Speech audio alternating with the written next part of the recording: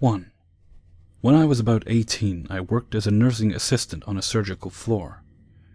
We got a range of patients that varied from gallbladders to knee replacements.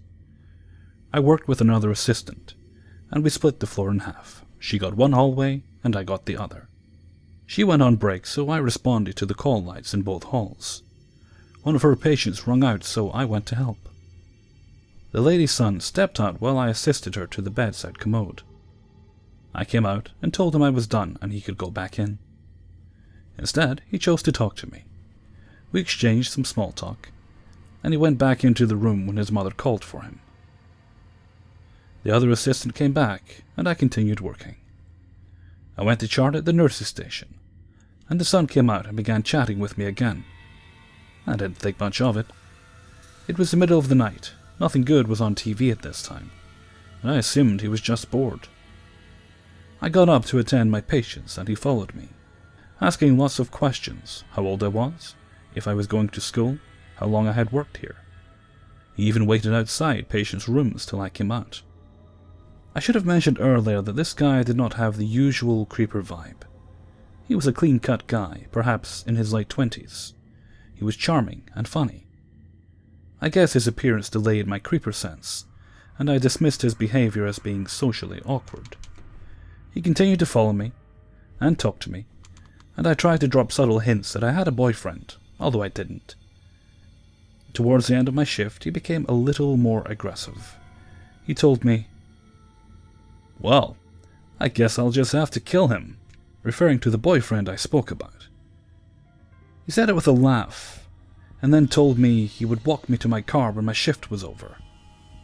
He then left to check on his mother. At this point, I was creeped out. It was the end of my shift, and we gave report to the day shift assistants.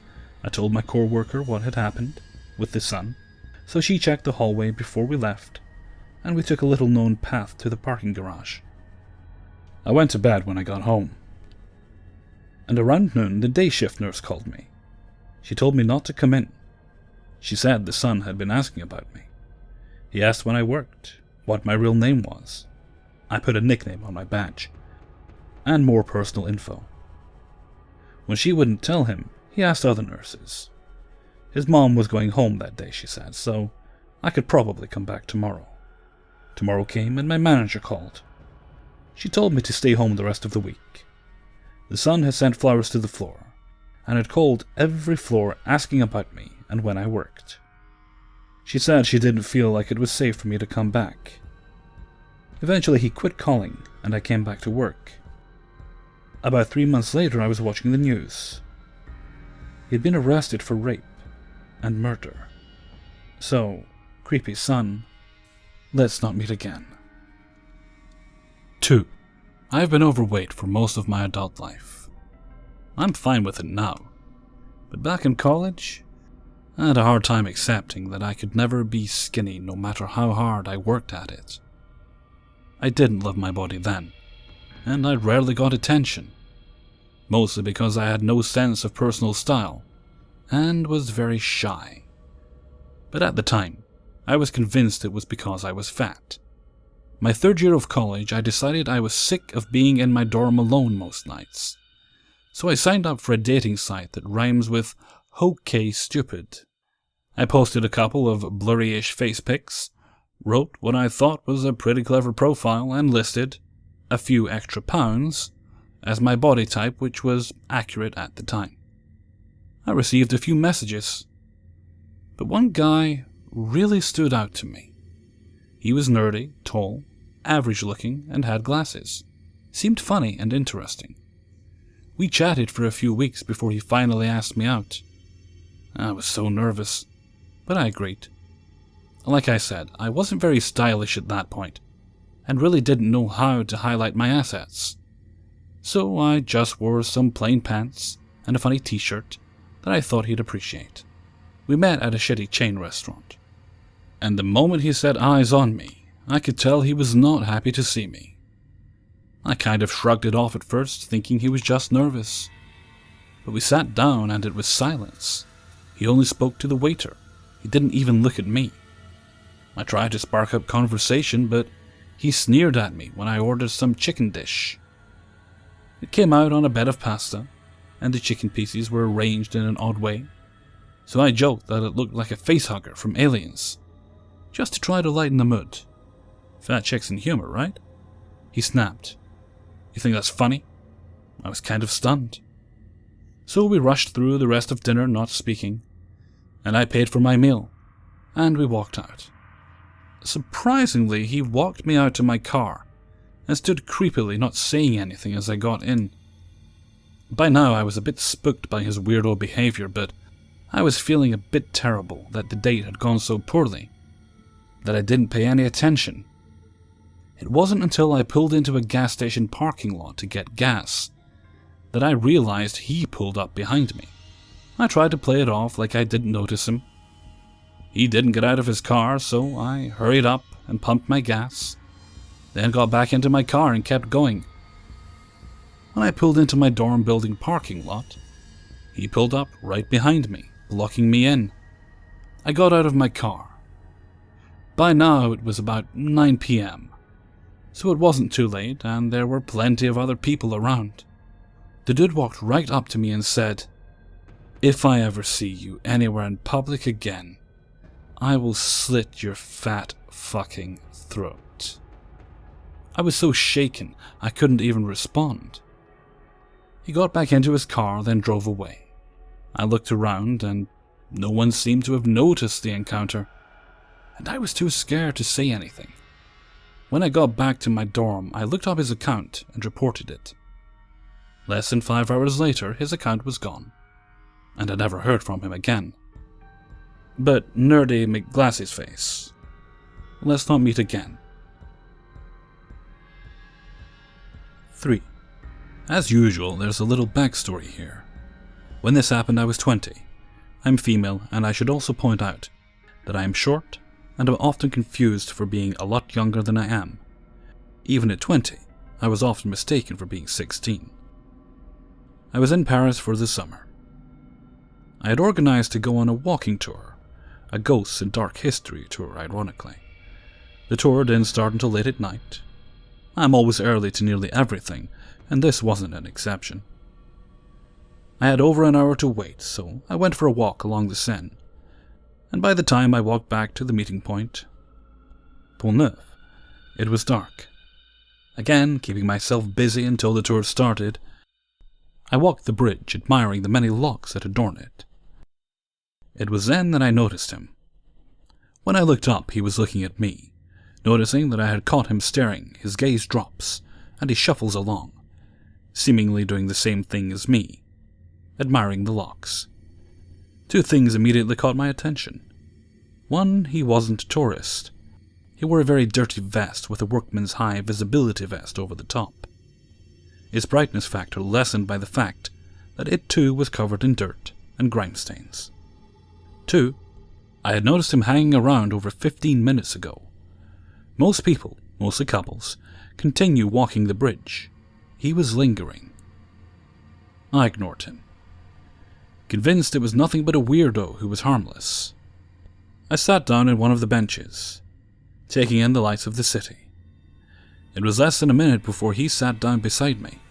He smelled awful. I had to look in the other direction. "Where are you from?" he asks. There was no way I'd give him any information about myself. My alarm bells were ringing. I say nothing and pretend to be overly interested in my phone, which did not work in France and was therefore only there for show. "I think you're alone," he says.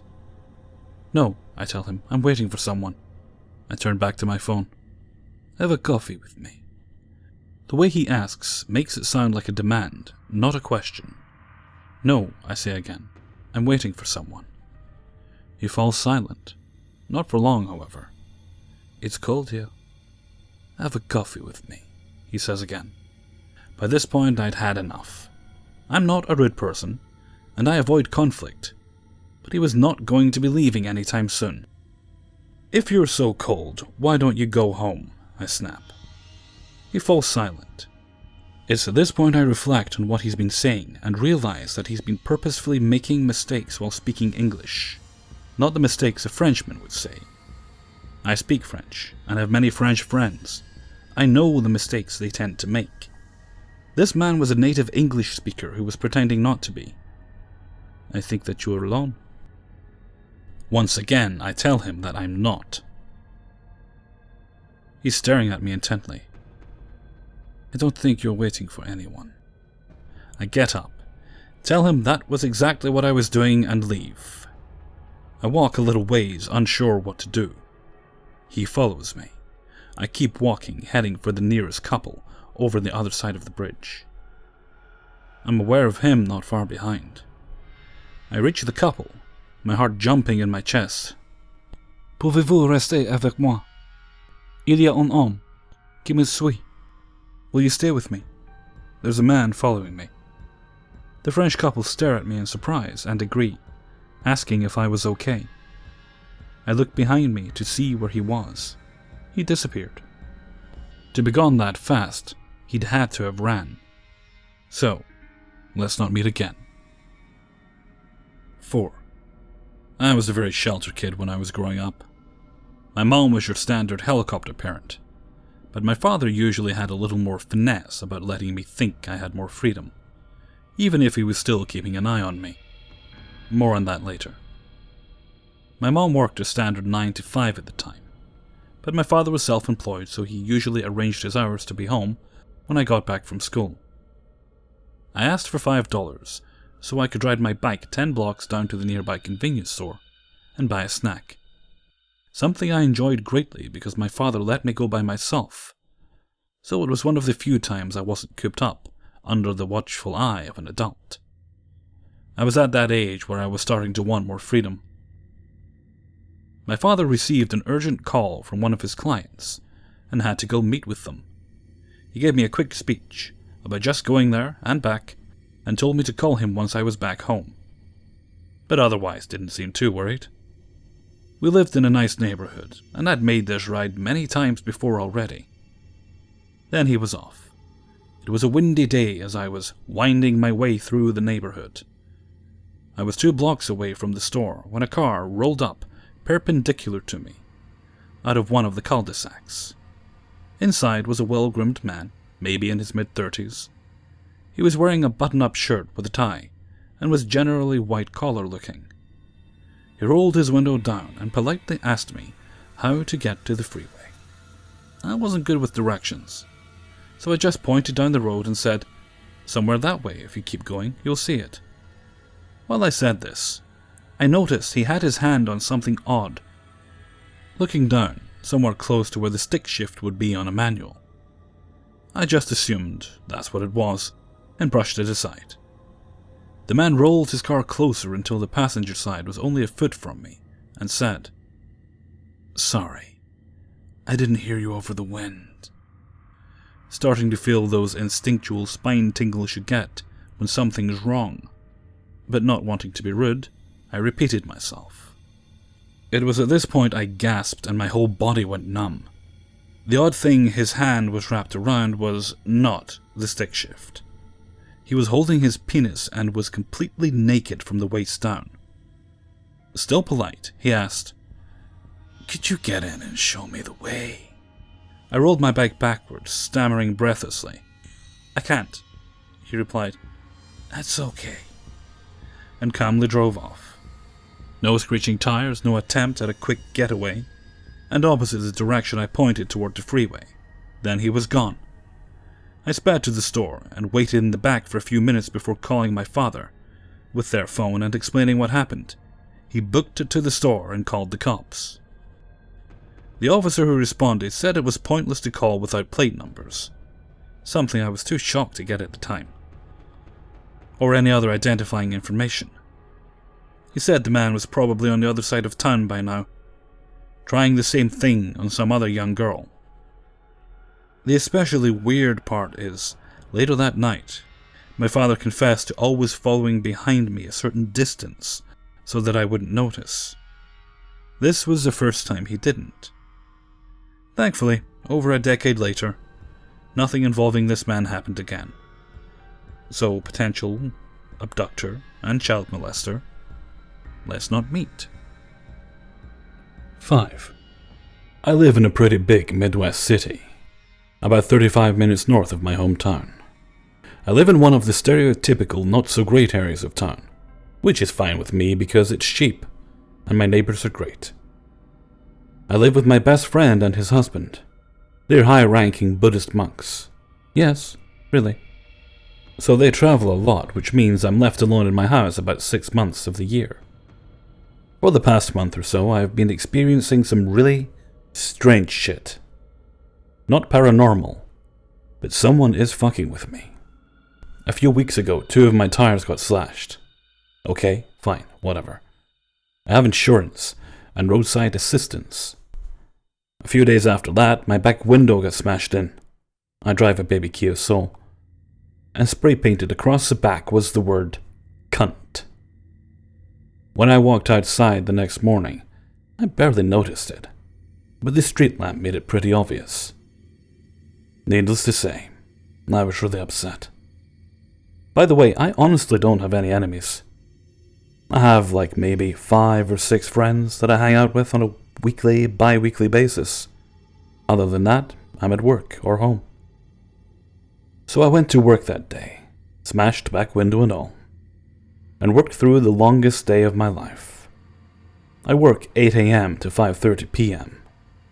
At about 1 p.m., I got a text from an unknown number with a bunch of laughing emojis.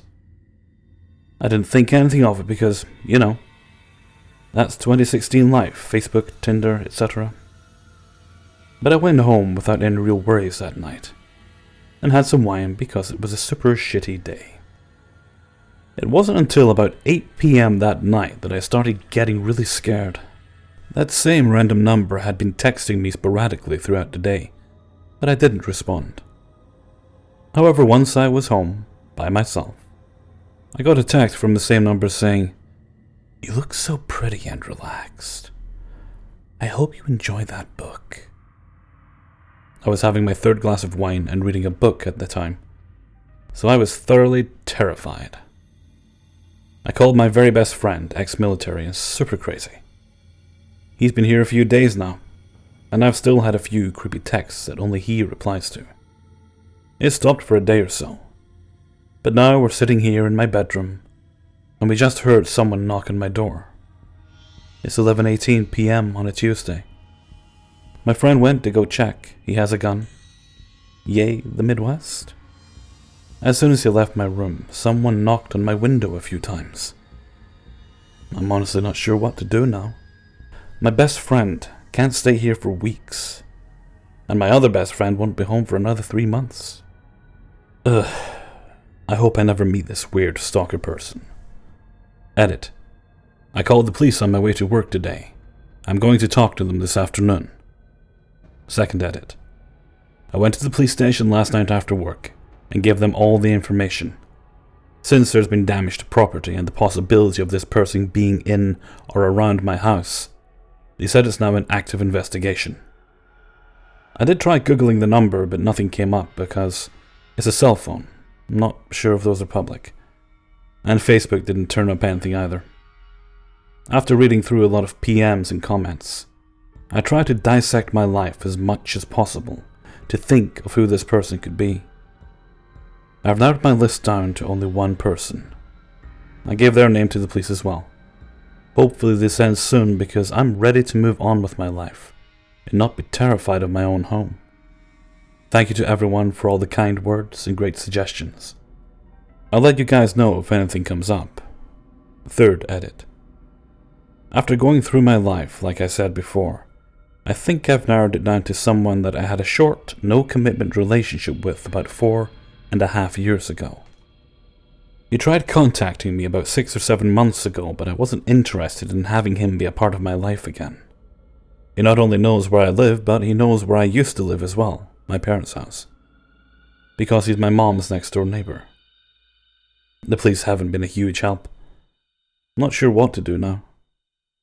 If it is him, I'm not just scared for myself, but for my mom as well. 6. This incident happened to me when I was around 8 or 9, and I kind of forgot about it, perhaps suppressed it because it really freaked me out. To start, I live in a very safe, small suburb in California. Literally, the only crime that happens here is someone accidentally forgetting to pay for their coffee at 7-Eleven. Not even kidding. So, the night that this happened, everything was great. I had my two best friends over, who I'm still extremely close with. My sister and our two friends were going to have a sleepover, and my mom offered to walk us to 7-Eleven to grab some treats. 7-Eleven was about a 0.3-mile walk from my house, and it was something we did often. So around 8 p.m. we went walking to 7-Eleven, talking about Neopets and whatever other shit my 8-year-old friends and I talked about, while my mom and older sister listened to our nonsense. As we approached 7-Eleven, it was pretty empty except for a taxi driver sitting in his taxi. I didn't think anything of this at first. This is until I was walking into 7-Eleven, and I kind of felt like I was being watched. Midway through the door, I decided to turn around to confirm my suspicion, and yep, I was being stared at. But it wasn't a normal kind of stare. It was such a deep, intense stare, so focused like nothing could break it. He wasn't smiling either. I remember his hair was wild and curly, and his eyes were a little sunken in. He even looked freaky. He looked at me as if I was a target and nothing could break his eyes away. Peeved out, I scurried into 7-Eleven, trying not to focus on him. So as we're leaving 7-Eleven, I'm praying he's gone. He's not. As soon as I walk out the door, I immediately make eye contact with him, hoping he's not staring at me. But he still is. This time with more focus and a slightly creepy smile on his face. My friend's mom and sister are all talking amongst themselves and don't notice anything. We start walking away, thank God, and I put my head down. Now for the shit. Almost past his taxi, but right near his window where we're walking by, my eyes meet with his. I'm also a little behind everyone else. Suddenly, while staring at me, he puts his fingers in a V formation up to his mouth and licks them, obviously doing the pussy licking sign. But even creepier, I remember it being really slow, sensually licking both of his fingers up, down, all over again. And he's staring right at me. Frozen in fear, he then starts to smile at me while he did it. This lasted for about 5 seconds total while I was walking, but it felt like 20 minutes. Time just froze. Finally, I broke from his stare and placed myself in the middle of the group formation as we walked away. I kept staring back at the taxi as we walked away from the parking lot, petrified. Was he going to follow me home so he could see where I lived? Almost out of view, a man who was inside 7-Eleven got into his cab, and he left in the opposite direction from my house. I told my mom what happened on the walk home, while breaking down crying. No one saw any of this. She told me that I should have told her the moment so she could get his plate number and such. I also think she wanted to kick his ass because my mom is a bad bitch, and did some boxing during this time. I've never seen him again in my small town, and I beg to keep it this way. 7. When I was 16, my parents went on a week-long vacation. My brother had run of the house, but for some god-forsaken reason, I was left in the care of my mother's 3 sisters. Background on my aunts. They are crazy, self-absorbed, and very pushy. However, I will spare the mundane and cut straight to my night at Aunt Belle's house. Aunt Belle is a ditz, who cares only about herself, and that's about it. Her husband is okay, Uncle Ralph, but mostly they're insufferable. Family is family, though. I'm just going to cut to the situation because I tend to get a bit verbose. It was dinner time, and it was just me and Aunt Belle. Uncle Ralph came home with 2 of their golf friends in tow, along with a guy I will call Mr. Drunk, because I can't remember his name. He was about 6 sheets to the wind, and man, could you tell. Unless you were one of the 4 adults, you could. Before dinner started, he was stumbling around the house, slurring his words. Most of the conversation was directed towards me, things like, "How do you know Belle and Ralph?" After I was introduced as their niece, "How old are you?" After it was mentioned I was 16, many times, "So, do you have a husband?" I did not, nor do I, have a husband. And many hugs with failed kisses. Yet no one noticed. And I sat next to this guy at the dinner table. Yay. Over dinner, Mr. Drunk decided to regale us by mentioning he was a real estate agent. Several times.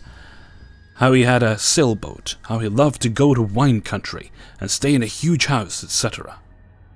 The adults were oblivious to how drunk he was, and kept pouring him more whiskey. All this time he would wink at me, grab my leg, and put his arm around my shoulder. Did I mention I was awkward as fuck? I was also anxious as fuck. I wanted to book it back home, so I pulled my aunt into the kitchen to express my feelings. Now, she was a bit of a wagon herself, and to boot, naturally shrill and stuff. "I don't see what the problem is, Hollywood. Just behave." I decided to dip and go up to my aunt and uncle's room and watch TV. I decided on a documentary on Elvis. Then, knocking on the door. Aunt Belle bursts in. She's drunk and pissed. "Hollywood, come say goodbye to our guests." So yeah, skipping to the point, Mr. Drunk pinched my ass as he left. I slept in my cousin's room, trying to figure out if I could just leave during the night without my neurotic aunt contacting the police. Skipped to 5:45 a.m. This is actually kind of funny, and I wanted to include it to lighten the mood. I grabbed my stuff and tiptoed down to my car. As I was getting in, Aunt Belle, wearing a pink bathrobe, runs out of the house, holding a pan of muffins. "Hollywood, where are you going? I made muffins.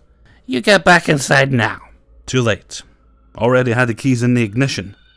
As I speed down the street, I glanced in my rear view. Aunt Belle was still outside, screaming about the damn muffins. I did tell my parents when they got back, but they really didn't give a shit. That sucked.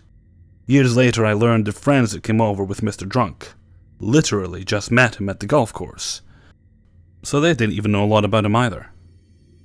I don't speak to Aunt Belle for multiple reasons anymore, but damn, she was, is, and always has been a ditz.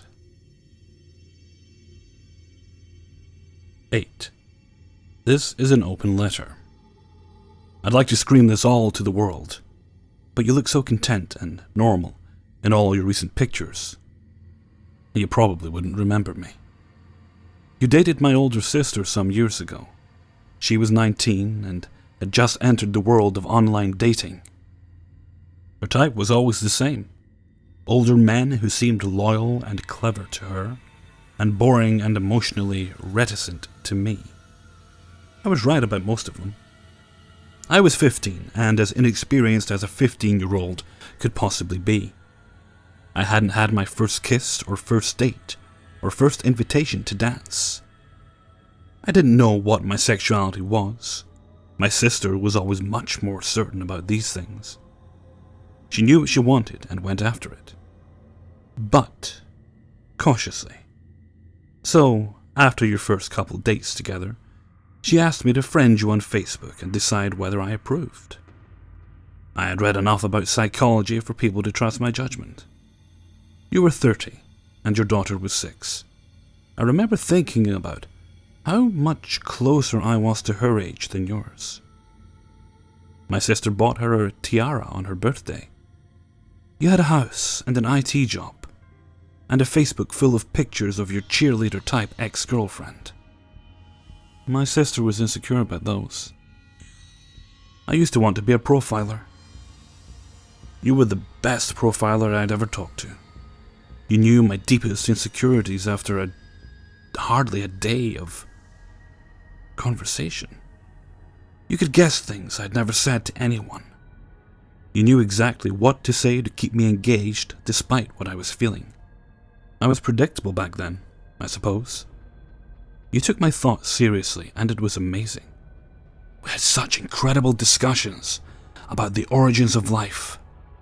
Maybe this was why I figured you thought we were on the same mental level. But you were immature sometimes. There were ASCII dicks, of course. You asked for my phone number like I would be granting an unimaginable honor by sharing it. It worked. You then sent me a picture of a pepperoni pizza. I didn't open it for hours because you alluded to sending something else. And then expected my gratitude for not sending something naughty. You said your desires would send you to hell, though they were only thoughts for now. I can still picture the moment you sent that message. I was sitting on the kitchen counter, swinging my legs and waiting for my phone to charge so I could take it off the wall. It was after dinner, 8 p.m. on a February weeknight. I believe I had white jeans on. I definitely remember fuzzy blue slippers. They slipped off my feet as I ran upstairs in a panic to pray until the revulsion went away. It didn't. It took a few more things to make me finally cut you off for good. You told me what you imagined I'd be like in bed. Far from accurate, if you care. You asked for a cute picture with my stomach showing. At the time, I had no idea why I was so uncomfortable. It wasn't exactly sexual, and of course, it couldn't go that way, I thought. It took me years to realize I wasn't overreacting from inexperience. Thank you for the doubt. Go fuck yourself, and don't think of me during it. My sister's relationship with you never got serious enough to tell the rest of my family about. A couple months later, she broke up with you. She said you were beginning to creep her out. I agreed without elaboration. I'm sure you don't remember each other anymore. You probably don't remember me either. Thank goodness. You wouldn't like what I've grown into. You might have to wish I didn't remember you. So, for your sake, let's not meet. 9.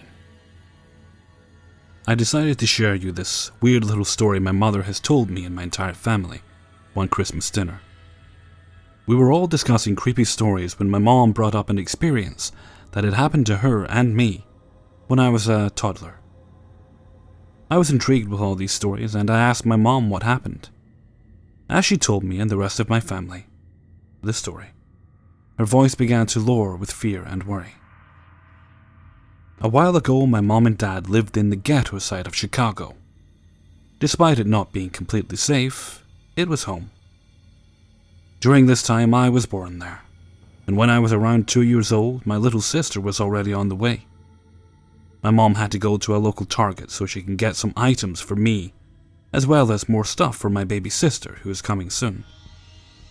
She put me in the cart and began walking around the store. As she began walking, a few people complimented on how cute I was, and my mom would reply with a thank you. However, as she was getting items from a shelf, she heard me giggle and laugh, as if I was being entertained by something. She soon looked and noticed an old man who was playing peekaboo with me.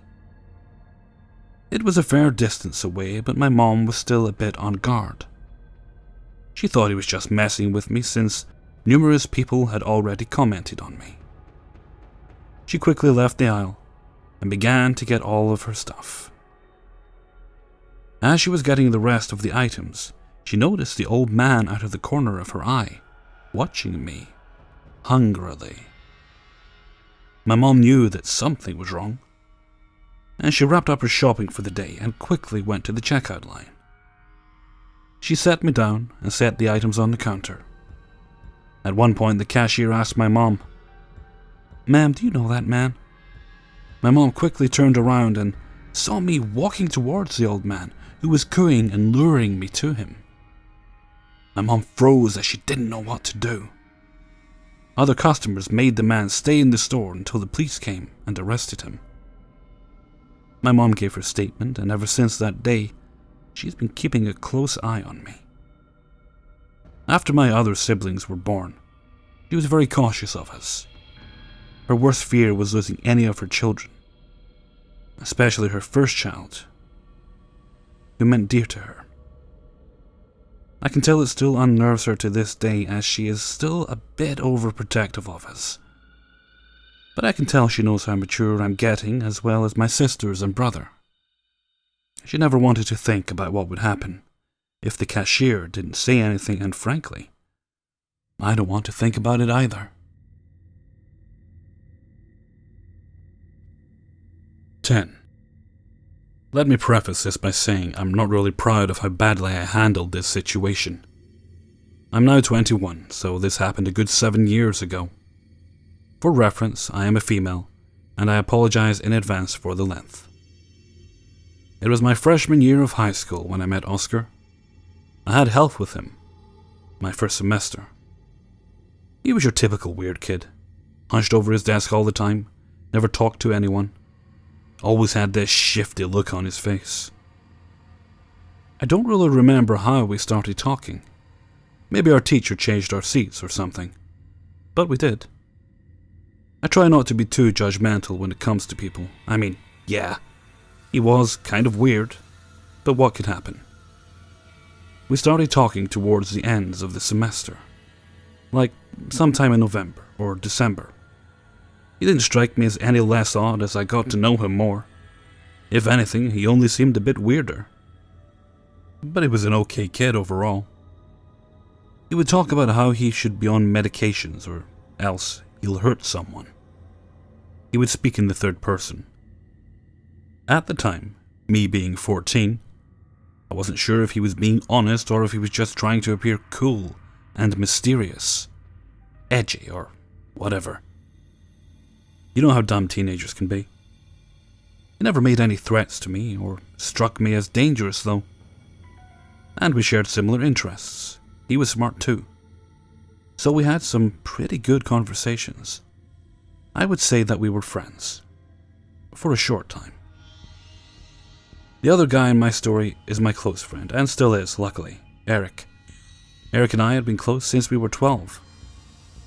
And since we didn't have any classes together, we would hang out by our lockers in the morning before first period. Oscar and Eric had lockers right by each other, which was just a coincidence. Once Oscar and I started talking, he would always follow us in the morning, trying to get my attention like a needy puppy. It annoyed me a lot, because by this time, by now it was second semester and we were done with health, we also had an art class together at the end of the day. And since art was an independent type of class, he and I more or less had an hour to talk every day. So I guess my attention was more so on Eric during the mornings, because we barely saw each other and we were busy outside of school most of the time. I never really felt bad for that. Another thing that bothered me about Oscar is that he always reeked of BO. Not just by the end of the day and after he had gym class, but first thing in the mornings too. I'm not saying he was a bad person because of that, but it was something that bothered me because I have an unfortunately strong sense of smell. Second semester is when the shift in Oscar happened. I was already aware that he was very clingy in the mornings, but he started getting weird in my art class too. Conversations kept turning sexual a lot of the time. And I am not a shy person by any means, but the way he broached the subject of sex, and more specifically, my body, made me feel cringy. He really liked to bring up my genital regions a lot in conversation. He liked to touch me a lot too. I remember one day, I had just shaved so my legs were smooth, and he kept trying to touch my calf. It was a full-on rubbing though. I think I just tried to act casual and laugh it off. He once told me that while he was at a friend's house, he masturbated into her bra while she was downstairs making tea. I didn't even know how to react to that story. I think I changed the subject. He also had this extremely weird habit of following me around the room. Got up to throw something in the trash can that's 5 feet away. I turned around and there he was. I had to get up to get some supplies. Oh look, apparently he needed some too. It was a little unsettling. Can you not handle sitting alone at a table for less than 30 seconds? The way he'd walk through the halls was a little creepy too. He didn't really walk. He would almost dart and sidestep through the crowd, like he was gliding. Not quite smiling man creepy, but it was still strange. It wasn't like that all the time though. Almost every day he'd bring me a soda from the vending machine. The seal was never broken, so I wasn't concerned about contamination. And we'd watch Invader Zim on his iPod. It was just a conflicting situation because when he wasn't being creepy, he was pretty fun to talk to. I also felt sorry for him because he really didn't have many friends at all. He and Eric only started talking a little because of me, so I more or less ignored the creepy aspects. Fast forward to the last couple of weeks of school before summer. I remember this day very clearly. I had English first period, and I had forgotten my book. After making the stupidly long trip from my class to my locker, I found a typed note that had been shoved through those slot things on my locker. I cannot for the life of me remember specifically what the note said, and I don't have it anymore because it was turned over. I think the gist of it was, people aren't who they seem. But I remember the last line, which was, "Beware the man with the green eyes." I immediately knew it was Oscar because I had very recently commented on how his eyes were unique for his race. He's a mix of Mexican Asian, so the fact that he had green eyes was cool to me. I wasn't really sure how to deal with this weird-ass situation. The letter was not threatening, it was just plain bizarre. Part of me wondered if Oscar really did have something severely wrong with him, and this was his way of trying to warn me. I really had no idea, and I didn't know what to do. So later that day in art, I played this stupid, "Hey Oscar, I got this really weird note," mostly to see his reaction. He feigned ignorance, and tried playing the whole thing up, like it was this big mystery. I don't know why I didn't confront him right then and there. I would have felt really awkward. How do you bring something like that up in casual conversation? Not to mention summer was literally 2 weeks away, so I really didn't feel the need to make a big deal out of it. Then more notes started coming. They started getting threatening. This is the best way to describe it, but the notes read like they were being written by a girl who had feelings for Oscar and was jealous of me, and threatened me to stay away or I would be hurt. Again, I didn't have the best judgment as a teen, so I didn't do anything. The whole thing was creepy, but in my mind, if I went and told somebody, I was just being a drama queen. I wasn't really sure what I was supposed to have done. 2 of my friends who lived out of state urged me to go to my dean. When Eric started getting notes, that made up my mind as to what I needed to do. I'm pretty sure they more or less said to stay away from me or he would be hurt. I know for a fact Oscar targeted Eric out of jealousy, and that infuriated me. Harass me, I don't really care. But don't you dare threaten the people I care about. My memory is a bit poo-poo, but I think the first note he got was more bizarre than threatening, and then the second note he received was. I think he got the second note the day after the first.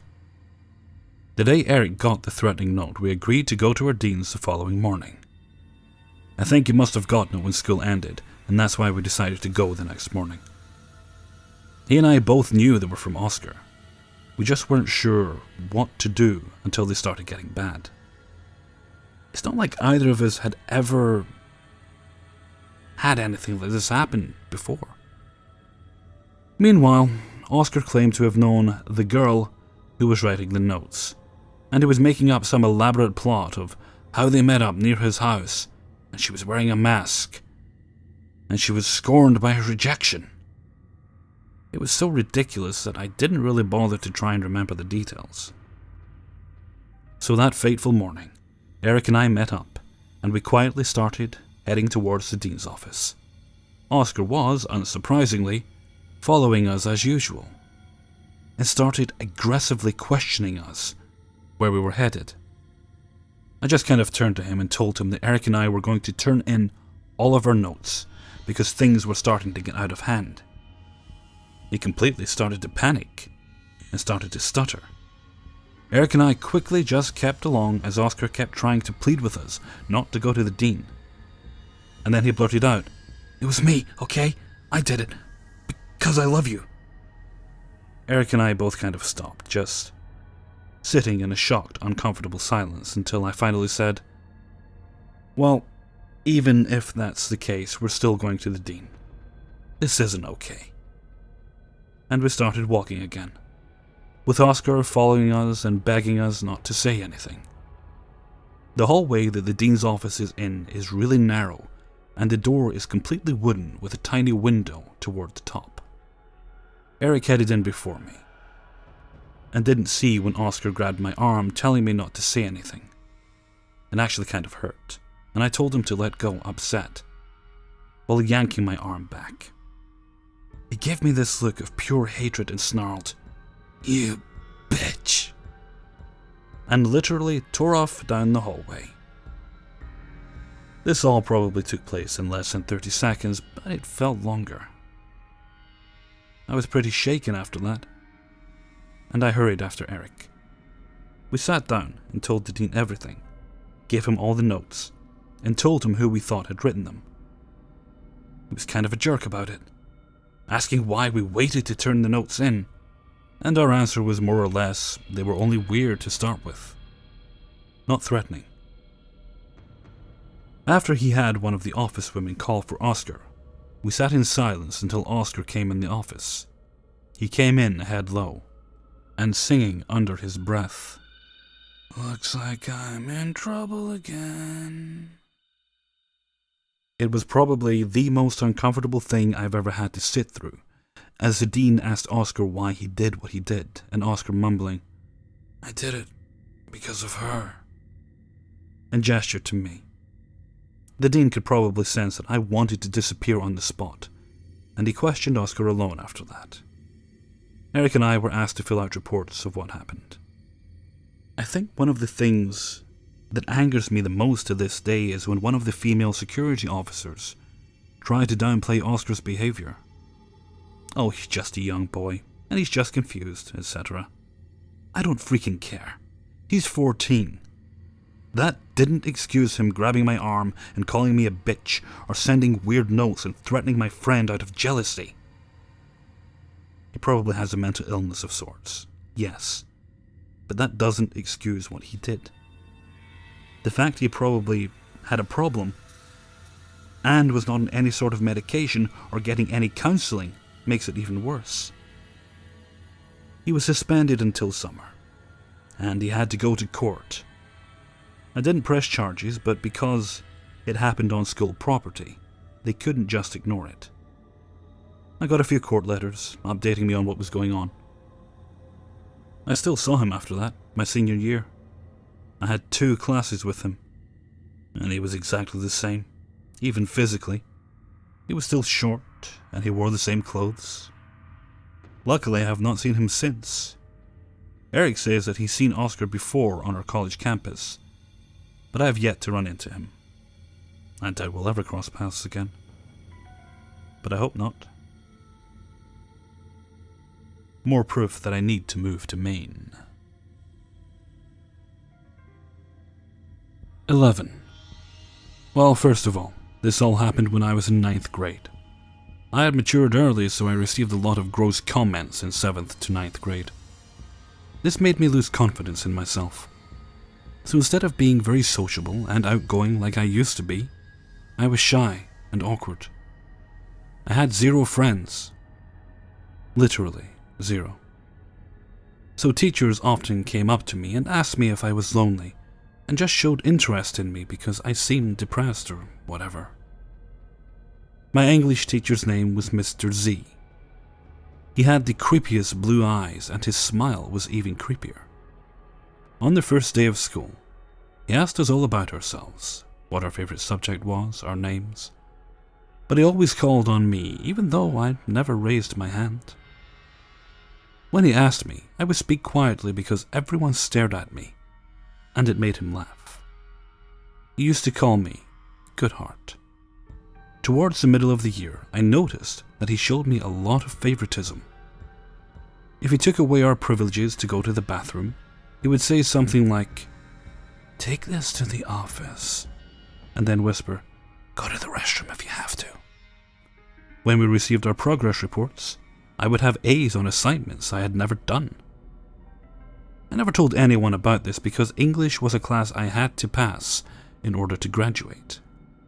As the school year went on, I started to realize that he never looked me in the eyes. He would stare at my chest, then my legs, at the floor, etc. But when he did look at me, he barely blinked, which made me look away instead. It was very awkward. When I first noticed him blatantly staring at my chest, I didn't think much of it at the time because I'm not very blessed in the chest, so guys usually look at my butt instead. I just figured there was something on my shirt. The first few times. Towards the end of the year, he started asking me to come to his room during lunch so I could help him grade. When I came to his room, he'd have a movie on, and we'd watch that for my lunch. He didn't have to teach a class after, so he let me skip my class afterwards.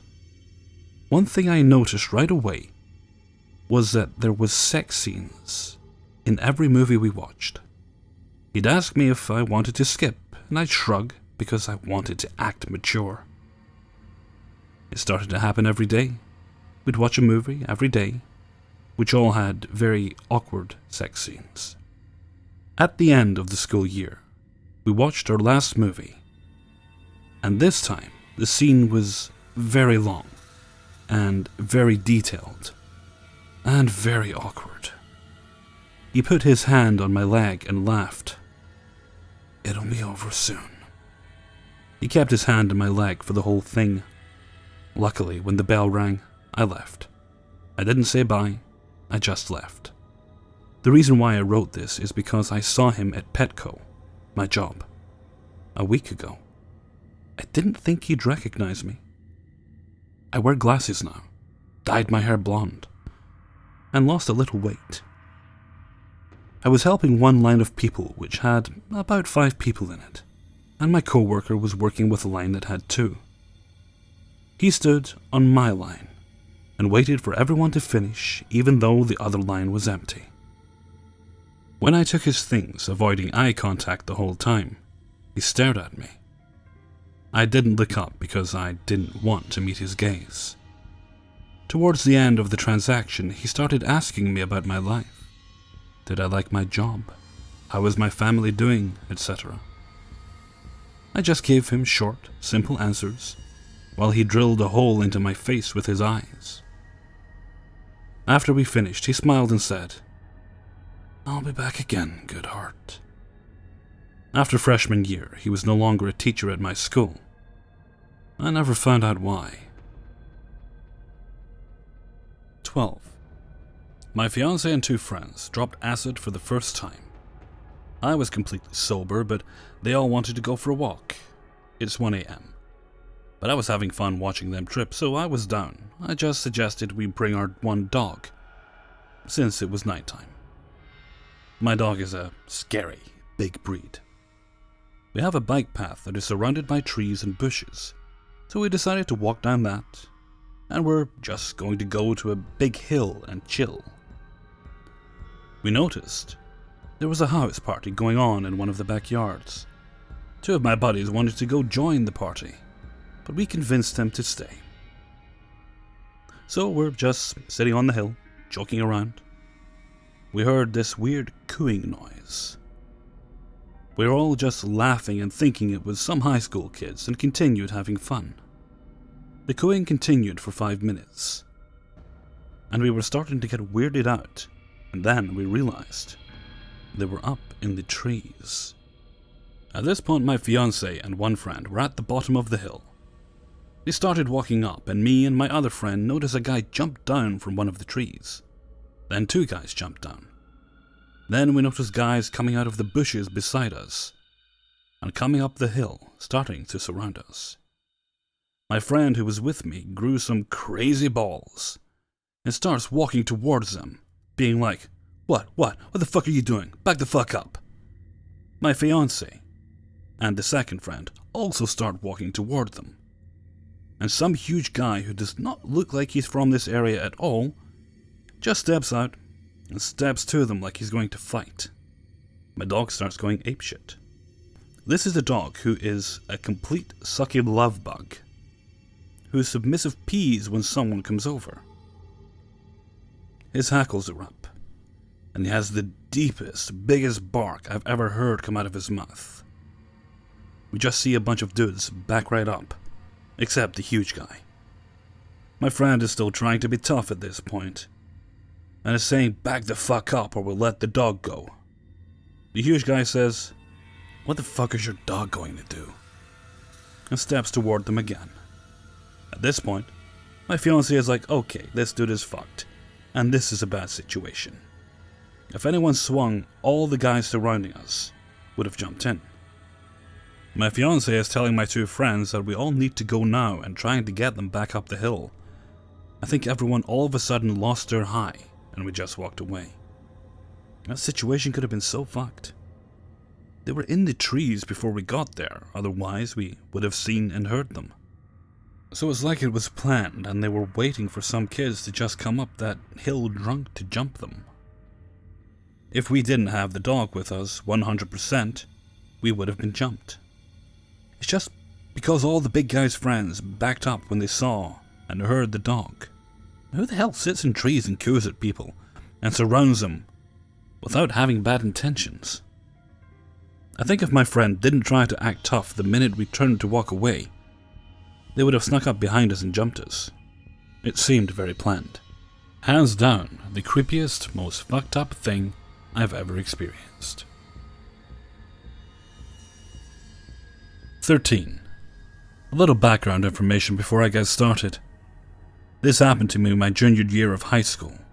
I lived about 5 minutes walking distance from my school.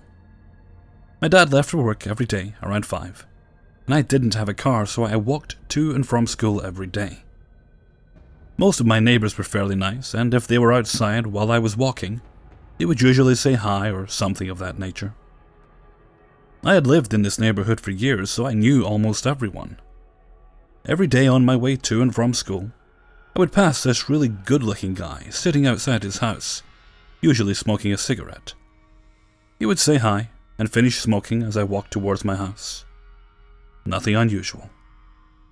After a while, he built up the nerve to talk to me. He was really cute, and me being an awkward teen girl, I was thrilled by this. He would make small talk with me, nothing weird at first. This went on for about a week. After a while, I noticed he would be outside his house every day in the morning and after school, like clockwork. This made me feel uneasy. He would start talking to me every day after school, asking if I was single, if I wanted to get coffee, and if he could have my phone number. I came up with excuses every time. Then he started asking me to come inside.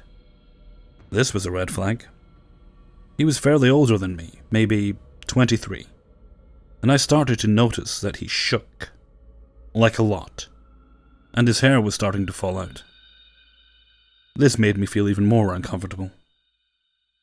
Somehow he got my phone number and would text me excessively, always asking me to date him and come to his house. He actually came to my house one day and asked my dad if he could date me. My neighborhood knew my dad very well. They knew not to mess with him or me, so my dad told him to stay away from me. That worked for a while.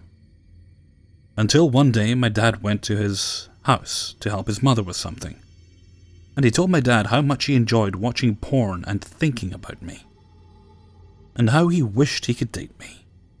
My dad pretty much told him to never come near me or my house again, or he would regret it.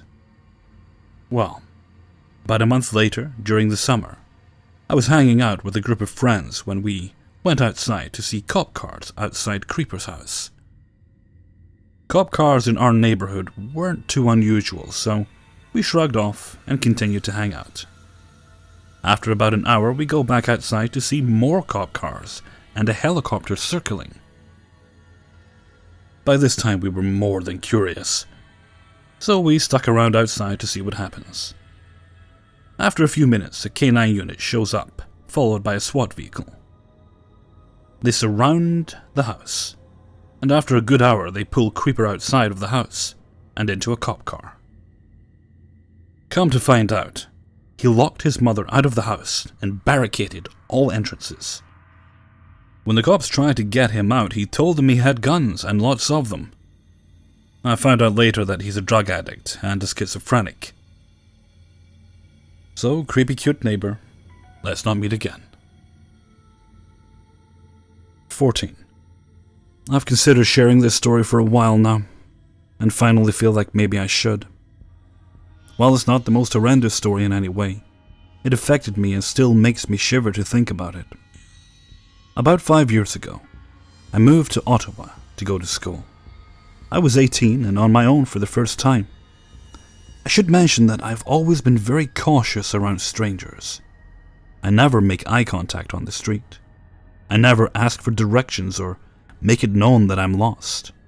And I walk with purpose. I always trust my gut and do what I can to keep myself safe. I even ran home crying once when I was about 7 because there was a man looking at me at an intersection, and he wasn't crossing even though there were no cars around. So this happened in March. If you know anything about Canada, you know that around March there is usually a few days of warmth where we think it might be spring, and then we get another snowstorm or two before May. It was a Monday afternoon, and I had no classes that day. I decided to walk down to the grocery store and pick up some food for the week. It was a beautiful day, around 15 degrees, which is fantastic for March. So I decided to wear just a plain t-shirt with a slight v-neck. I was walking down the street enjoying the sun. On one side of the street is a shabby mission shelter, and any girl in the area knows that you don't walk on that side unless you want to be leered at and catcalled. So I'm walking down the hill towards the grocery store, and I notice a man about 200 meters away walking in the same direction as me. He glanced over his shoulder, turned around, and just stopped where he was. Now, being the paranoid girl I am, I got a gut feeling that I couldn't ignore. I could tell he was waiting there for me. I only had 3 options. I could cross the street and face the certain harassment walking by the shelter. I could turn around, offend him, and risk him following me, or I could keep walking and avoid all eye contact, hoping he gets the message. Cringing, I decided to keep on walking. At least I'd still get my groceries, and maybe nothing was going to happen. I was probably just being paranoid. I got to the next stop sign, and now he's standing about 50 meters from me. At this point, he starts walking toward me. And oh God, he was doing this awful strut and leering at me. And all I could think about was some terrible 70s porn. The image of him walking intently towards me is burned in my mind to this day. Committed to just getting it over with, I continued walking toward my destination. As he continued towards me, I stuck to the very edge of the sidewalk, giving him a wide space to walk by, but he stayed toward the edge as well. As I went to pass him, he stuck his hand out and touched my arm. What he said will never leave my mind. Girls are out to play today. Then he licked his lips and asked me if I wanted some company. At this point, I felt like I was going to throw up, and I just walked as quickly as I could to the grocery store. Called my boyfriend and told him I needed him to leave work and come get me. Now, I know this doesn't seem so terrible, but I felt absolutely sickened by it.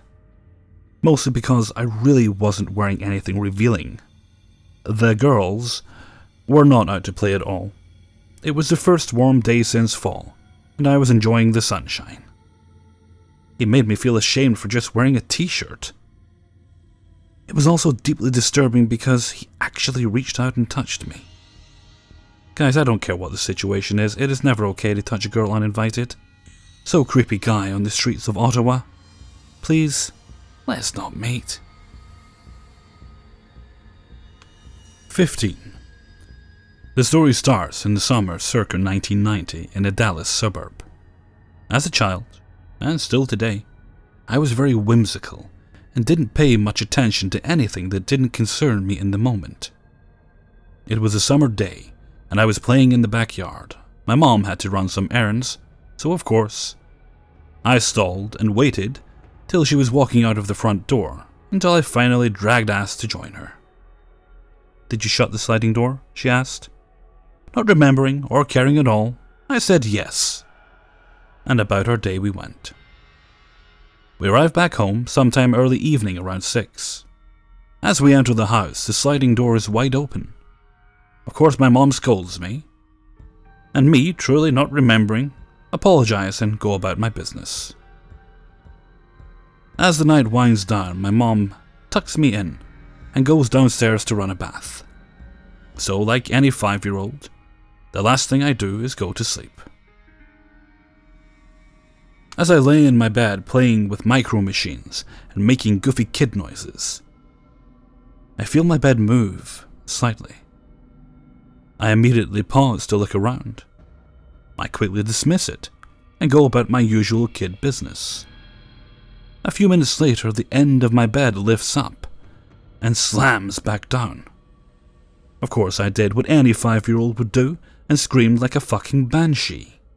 Then, in the dark room, my bed starts moving and a shadow slowly tries to rise from the foot of my bed. I stood up and Olympic jumped all the way to the door and meet my mom mid-stairs. As I hysterically tell my mom what happened, we run to the kitchen and quietly call 911. We kept it short and ran to the car and waited outside for the police. As we wait, we see my upstairs light turn on, then the hallway, then the stairway. After a minute, the police came screeching in. They flew in the house and searched it to no avail. The cop said we probably walked in as the intruder was trying to rob the place, although nothing was touched or disturbed. Needless to say, I didn't sleep in my room for a month. And now, every time I get home at night, I always turn on every light and check every crevice. Thanks a lot, creepy burglar. I hope we do not meet again, because I would beat the shit out of you. 16. So this happened a while back when I was in my early 20s. I was working at a little retail store in my town's mall.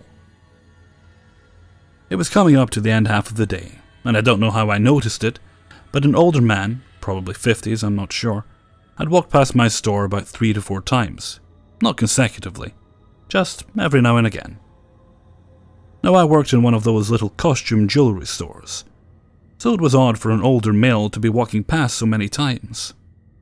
But I kinda didn't think anything of it. I don't even know how I picked up on it in the first place.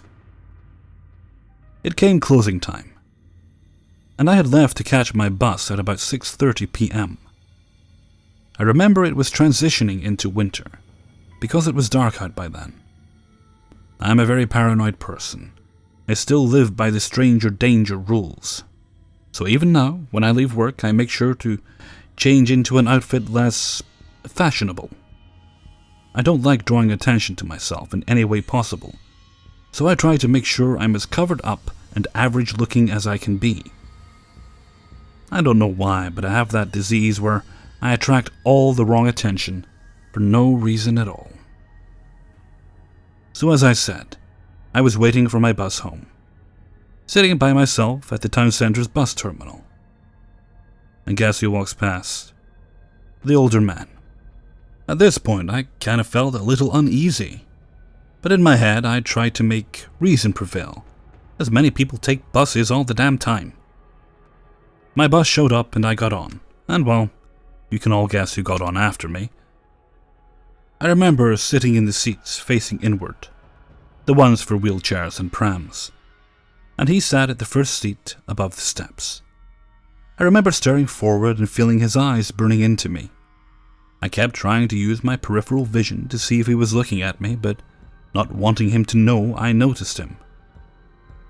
The whole bus ride, I waited to see if he got off before my stop, thinking it was just my over-anxious paranoid mind working overtime. Until I pressed a button for my stop. I waited until the last possible second to press it. As I stood up, he did too. I went to walk to the front door of the bus, and he exited the rear. At that moment, as soon as he stepped off, I sat back down again. I had no idea where the bus went after my stop, but honestly, I didn't fucking care. I will never forget the look on his face as the bus drove off. I've never seen such hate and anger in someone's face than I did through that window. His face is burnt into my memory like a photograph. It still absolutely terrifies me to this day. I have no idea what would have happened to me if I got off the bus at my stop that night, but I'm glad my paranoia was so intense, I didn't. 17.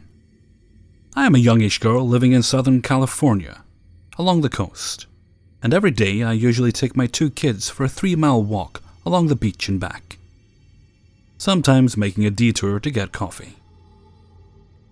This was a moderately windy day, and my dress was kind of fluttering all around, so about a mile into our walk we decided to take a right and cross back to head a couple blocks inland to grab an iced coffee.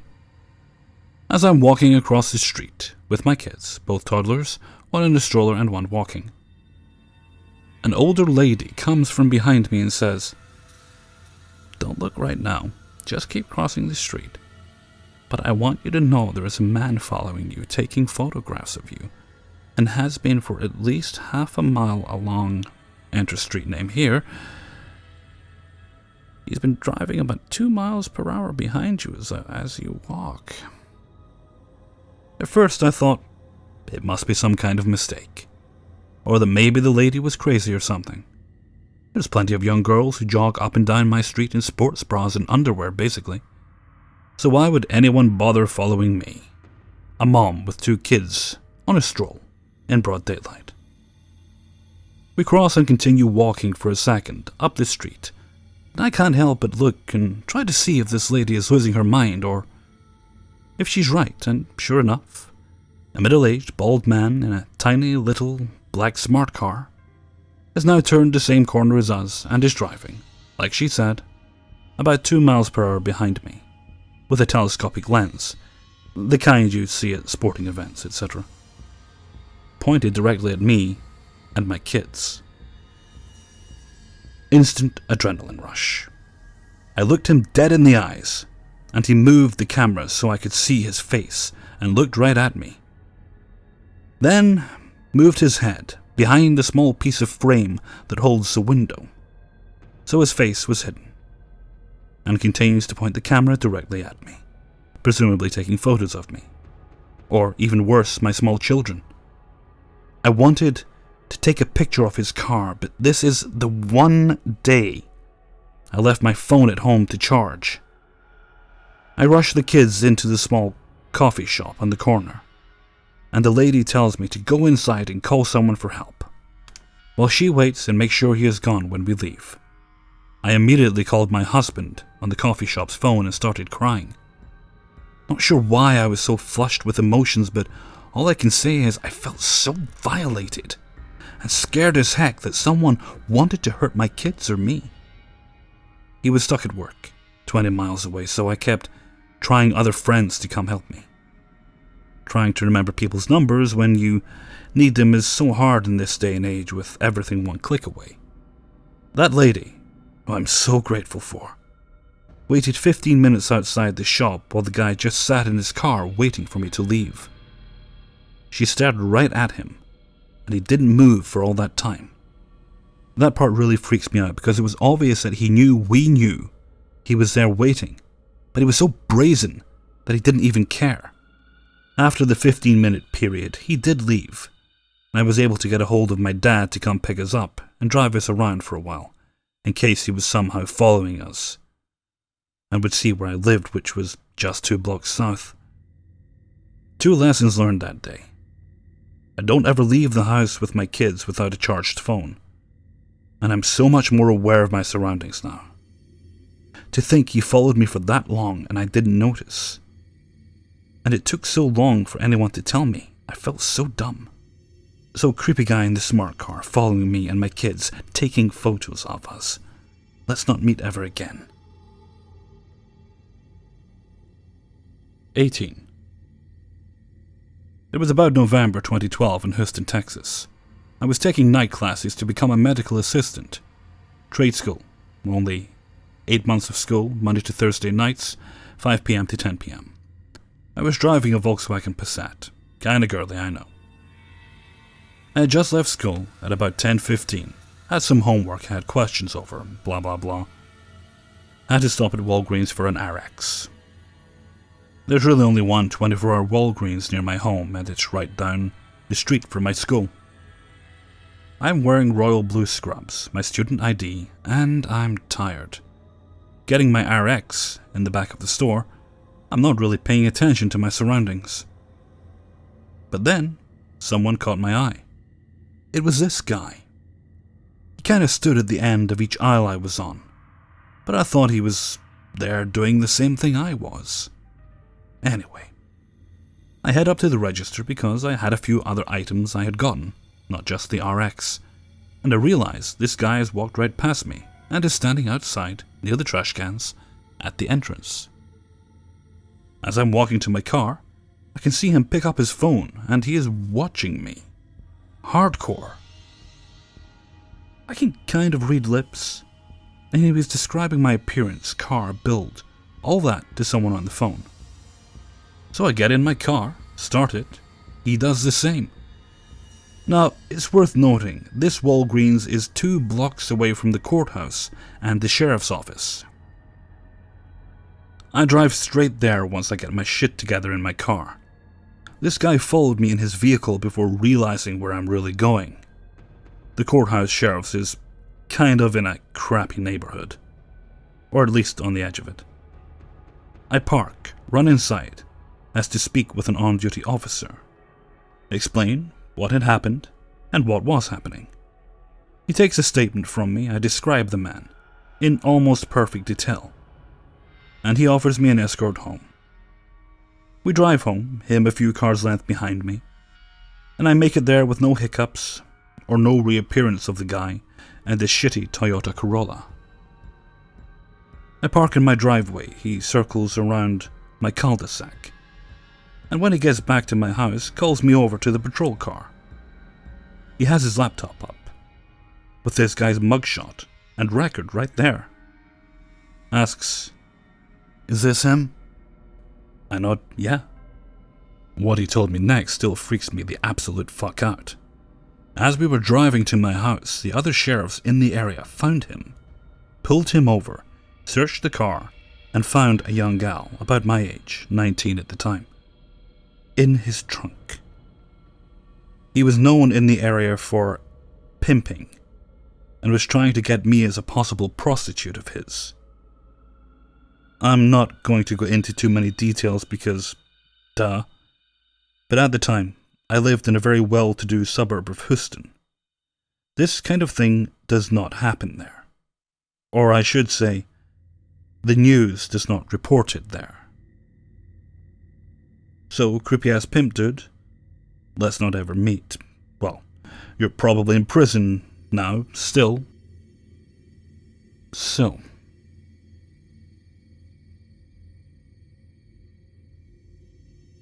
"19. As you might guess, I, as a private investigator, enjoy strange and even creepy oddities. I spend a lot of my leisure time indulging in reading and listening to various horror stories and podcasts. The few I heard recently were from the point of view of a private investigator. This inspired me, if you will, to share some of my experiences as a PI. This will be a several-part series covering all the weird shit I've dealt with in my profession. Albeit, some of it may seem mundane and not at all horrific. However, they are creepy nonetheless, given the context of the situation. The first story is at least frightening, however. It still gives me chills, especially due to my over-analytic nature, which I will say is required in this field. Anyways, this event took place on a warm, still night in August. My consultancy is located in a small town with a population of roughly 500 or so in southern Washington state. The town is surrounded with flourishing forests, not to mention the beautiful Gifford-Pinchot National Forest to the west, along with the grand view of Mount St. Helens. We get an occasional flow of tourists looking for a quaint place to stay, but other than that, we are a quiet town. I will spare all of you the details and features and move on to the story. However, I will be happy to answer any questions. As I recently said, the event took place on a still warm August night. It was stiffeningly humid out, for it has just rained the past several days, periodically. In my consultancy, which we will call the PIHQ, Private Investigator Headquarters, just for the hell of it, I was just doing some surfing on the web, something I often do to pass the time. As I mentioned before, the town and the nearby proximity was pretty desolate. There would be large gaps of time between cases. As I recall, it was around 11 p.m. or so when I hear the phone ring. I have never established a closing time or do not call period because I was always licking my choppers for a good case. I flung out of my slouch on the chair and rushed to pick up the phone and greet the caller. On the other end, I hear heavy breathing. It was calm and controlled, in no way hyperventilating. So I figured it was just a heavy-set guy. I waited a few seconds for a response, however, none came. I reminded the caller who I was and if they had the right person. No response. I was about to hang up, and that's when I hear the shrill voice of a woman on the other end. Clearly not the caller's, but another voice in their surrounding environment. The shrill voice murmured something along the lines of, "Dave, the police turned up nothing. We lost him, Dave. We lost him." I began to listen intently, not wanting to disturb the conversation. "Dave, put the phone down, dear. Put the phone down." After this, there was dead silence on the other end. After a few seconds, I hear muffled sounds of the phone being set down on some surface. "That's right, baby. Now come back to bed." I hear the phone being picked up once more. The shrill voice calmly and ominously says, "He's dead, Dave. Our son is dead. There's nothing you can do to change that. Come back to bed." The breathing of the caller picks up again. He quietly says to her, "You did it. I know you did it." He frantically breathes in the other end to me. I want out. I want out. Save me from this psycho bitch." The phone hung up. I have no idea where this phone call came from, for I had no technology to trace calls. What creeps me out the most is the contrast of emotion between the two people. The shrill woman's voice was so calm, quiet, and seemingly psychotic, while the man's voice was anxious and felt completely threatened for his life. I lost many nights' sleep over thinking what possibly happened to the son who passed away and the man himself who screamed for help from the shrill voice. Along with all this confusion and mystery, I'm also dumbfounded to why this man contacted my agency, which is pretty elusive to find, and not the police.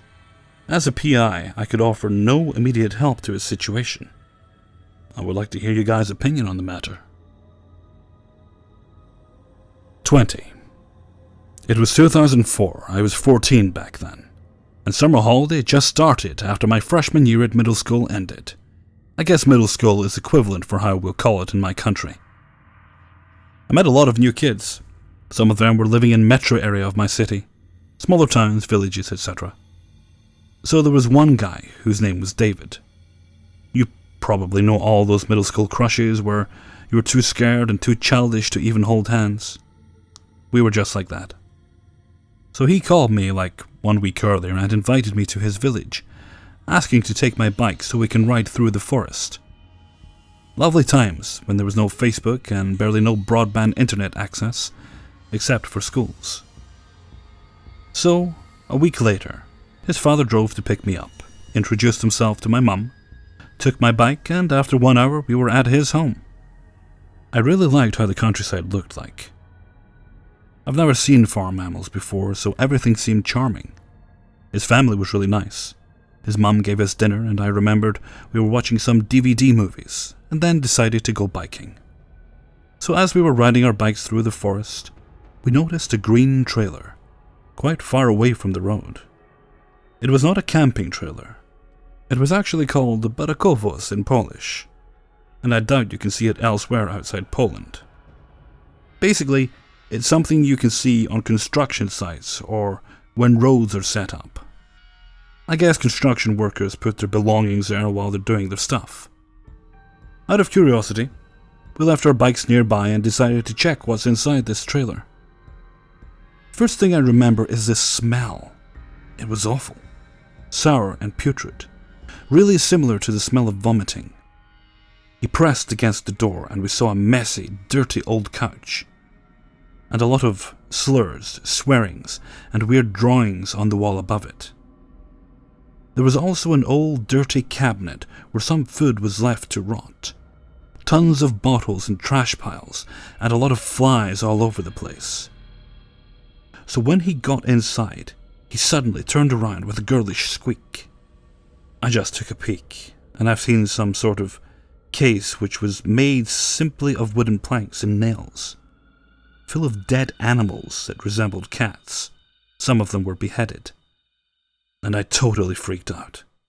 Started screaming, and we ran out of this trailer to get our bikes. And now, something that traumatized me the most. We heard some sort of whistling from 2 different directions, like there were 2 people trying to communicate with each other, or they were giving some signs. It was scary because I felt like they knew we were at this place. We started running, and whistling was getting closer and closer. When we got to the main road, we were riding like crazy. All I remember was my heart beating so fast I could barely hear anything. We got to David's home and I totally burst into tears, begging his parents to call my mum to pick me up and take me home. So she did. And she also yelled at me after I told her what happened. Honestly, I don't know what the fuck those people were doing in this trailer. Maybe they were some forest hobos and they were just eating those animals, but I don't know. There was something scary and not right about that trailer. All those weird drawings and writings, and the fact that they were living with dead, rotting cats or whatever it was. And that they were chasing us and trying to communicate with themselves whistling, which scared me to death. I kind of feel unsettled when I hear the whistling at night. And I just turned 26. And yeah, that was my first date. 21. This was about 3 years ago. 3 friends and I were all looking to rent a nice, affordable home for us to live for the next couple of years. We are 23 at this time. Well, we could save up money. We meet the landlord over at the place. We check it out and are informed that a man also rents out the basement. The basement and main floor were created into 2 separate areas. There was also a garage and a shed that both were used by the man who rented out the basement. Or so we thought. We are well liked in our area, so we always had friends over and parties on the daily. Everything was going fine. A few weeks pass, and we start noticing strange things like doors being unlocked and things not where we left them. We still thought it was just one of the other roommates being forgetful. One night we have a bonfire, and we have a few people over and are staring at the shed. A friend asks what we have in there. I reply that I wasn't sure, and that it wasn't ours. But my friend insisted we check it out. 3 of us walk over and try opening the door. It wasn't locked, but it felt like there was pressure holding it shut. I started kicking it right by the knob, and sure enough, it gave out, and we got in. It smelled terrible, like drugs, shit, and urine, and we couldn't see anything because it was night and very dark. We go back into the house, get a flashlight, and return to find a mattress with about 50 2-liter Mountain Dew bottles filled with piss by it, a computer with a monitor, and cords running through it. Then I see light seeping through a hole in the wall that shows our driveway, then noticed another one facing the fire pit. So we take the monitor and the hard drive and bring them to our house. We have a friend who is an amazing hacker that we had come over to see what was on the computer. We found pictures of us. Pictures of my friend's girlfriend tanning in the yard. Pictures of our cars in the driveway. He had porn with titles that made him seem like a pedophile. We don't know because we didn't want to watch. Whoever this guy was knew our every move and was very creepy. We called the landlord and started yelling at him, explaining the whole situation, and ended with me saying I was just going to move out. The next day, a man bikes up to the door asking for his computer back. He had half a hand and looked to be strung out on drugs. I assume meth by what we found in the shed. My friend started yelling at him and freaking out at him, and told him we hacked into his pictures and saw everything. Right when the guy realized we had saw the pictures of us and everything, he ran to his bike and rode off faster than we could figure out where he was going. I moved out 2 or 3 days later from the paranoia of this one-handed meth head coming back to do something crazy, and realizing that this crazy individual was going through our house and belongings while we were gone almost every day and always watching us. Never seen or heard about him again. And if you rent from a landlord, investigate what's on your property, because you never know what you might find. Meth head shed creep. Let's not meet again. 22. My boyfriend and I had moved from our hometown to attend university. And even though his brother lived in the city we moved to, we were basically by ourselves. Not even a week after moving out, we both had jobs, and mine was, luckily, 5 minutes from home. My job at the time was in a clothesline shop, and we had 2 technicians who would visit the customers for maintenance and stuff. The clients would always pay for the services straight to the technician, and they were supposed to give us the money once they were back in the shop. Well, after receiving a call from a client complaining about the price, I checked out and found out our technician, Paul, had charged a lot more than what he told us. Further investigation showed that he had skimmed a lot from many other clients. I did what I thought it was correct and told my boss. He didn't seem very shocked, but decided to come to our shop, he had 5 in different cities, and talk to Paul. They did talk, but Paul wasn't fired. That day in particular was very stressful because my boyfriend had had a labyrinthitis crisis and had to go to hospital. And also I had a test that evening. I was a total mess. Anyway, I went to the university, which can be pretty dark in a winter night, and did the test. When I checked my phone after leaving the building, I saw a voice message from a woman whom I didn't know, saying that she didn't like me, that I was a whistleblower, and that I should walk on the line if I wanted to stay out of trouble. At first I was kinda shocked and asked her who she was, and said that she had probably mistaken me for somebody else. She kept sending voice messages calling me horrible things. She said I was a filthy whore, that she would make me pay for what I was doing, and that she would set fire to my body. At that point, she hadn't said anything about me, so I assumed it was just trolling. However, I told her that I'd report her to the police if she didn't stop. And then, guys, she freaked out. She laughed. I get chills from just remembering, and said, "Go ahead. If you do that, I'll make sure to destroy you and your family as soon as I get out of jail." She also told me to watch out and never walk alone in the campus. I was walking alone in the campus at the moment she said that. And as I said, it was pretty dark. The bitch knew which university I went to. Well, many students go there, so I wasn't that scared. I told her she could never get me, but then she mentioned the place I worked. She said she would go to my workplace on Saturday. It was on a Friday, to teach me a lesson. She also mentioned my name and where I lived. Damn. I panicked. I searched her number on Facebook, and she was so stupid that there were personal pictures of her and her family there. But there were also a few pictures of her holding guns and many other things that led me to believe she was actually a thug. Me, an everyday normal student who didn't have any friends in this city, was being stalked by a crazy thug who decided to threaten me out of nowhere. I called my boyfriend's brother, and he said it was nothing relevant and even told me not to tell my boyfriend, because he was already going through a lot. I considered calling the police, but they wouldn't do anything, honestly. On the following day, I told my boss what happened after realizing that she could be related to Paul the technician. My boss didn't say anything besides calling me stupid for not reporting her to the police. I mean, I'm all alone here. Richard, my boyfriend's brother, made it very clear. And reporting her could lead to her actually doing something to me. I didn't go to work that day and resigned a week later.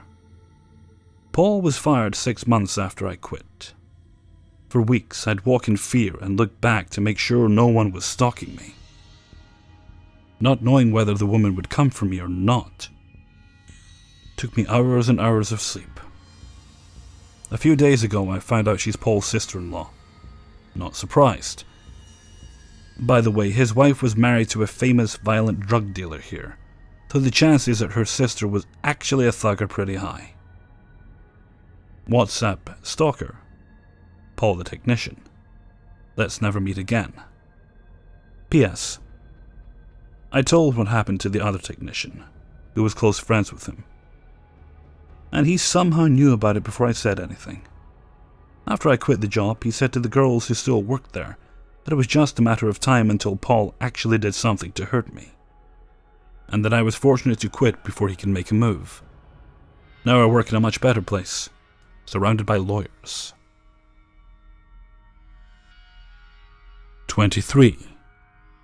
Now, as a child, I was very docile and trusting of adults.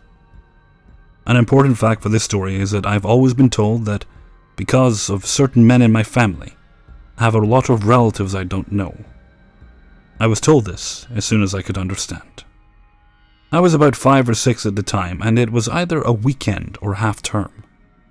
I was with my grandma and we were shopping in Tesco, which is a large British supermarket chain. Now, as I was my grandma's only grandchild, she was naturally paranoid about keeping me safe.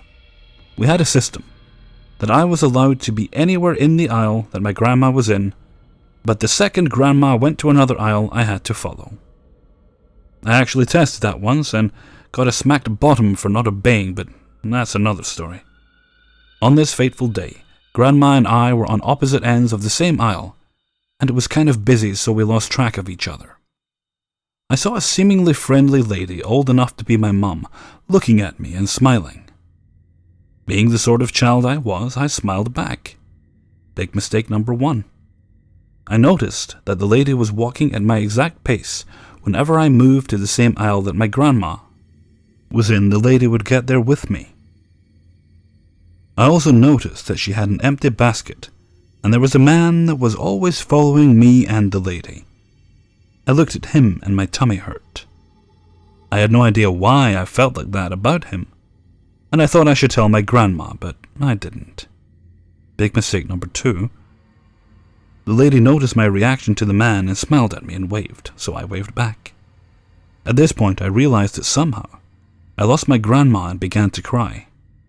The lady came to me and told me to stop because she was my Auntie Kimmy and I'd be okay.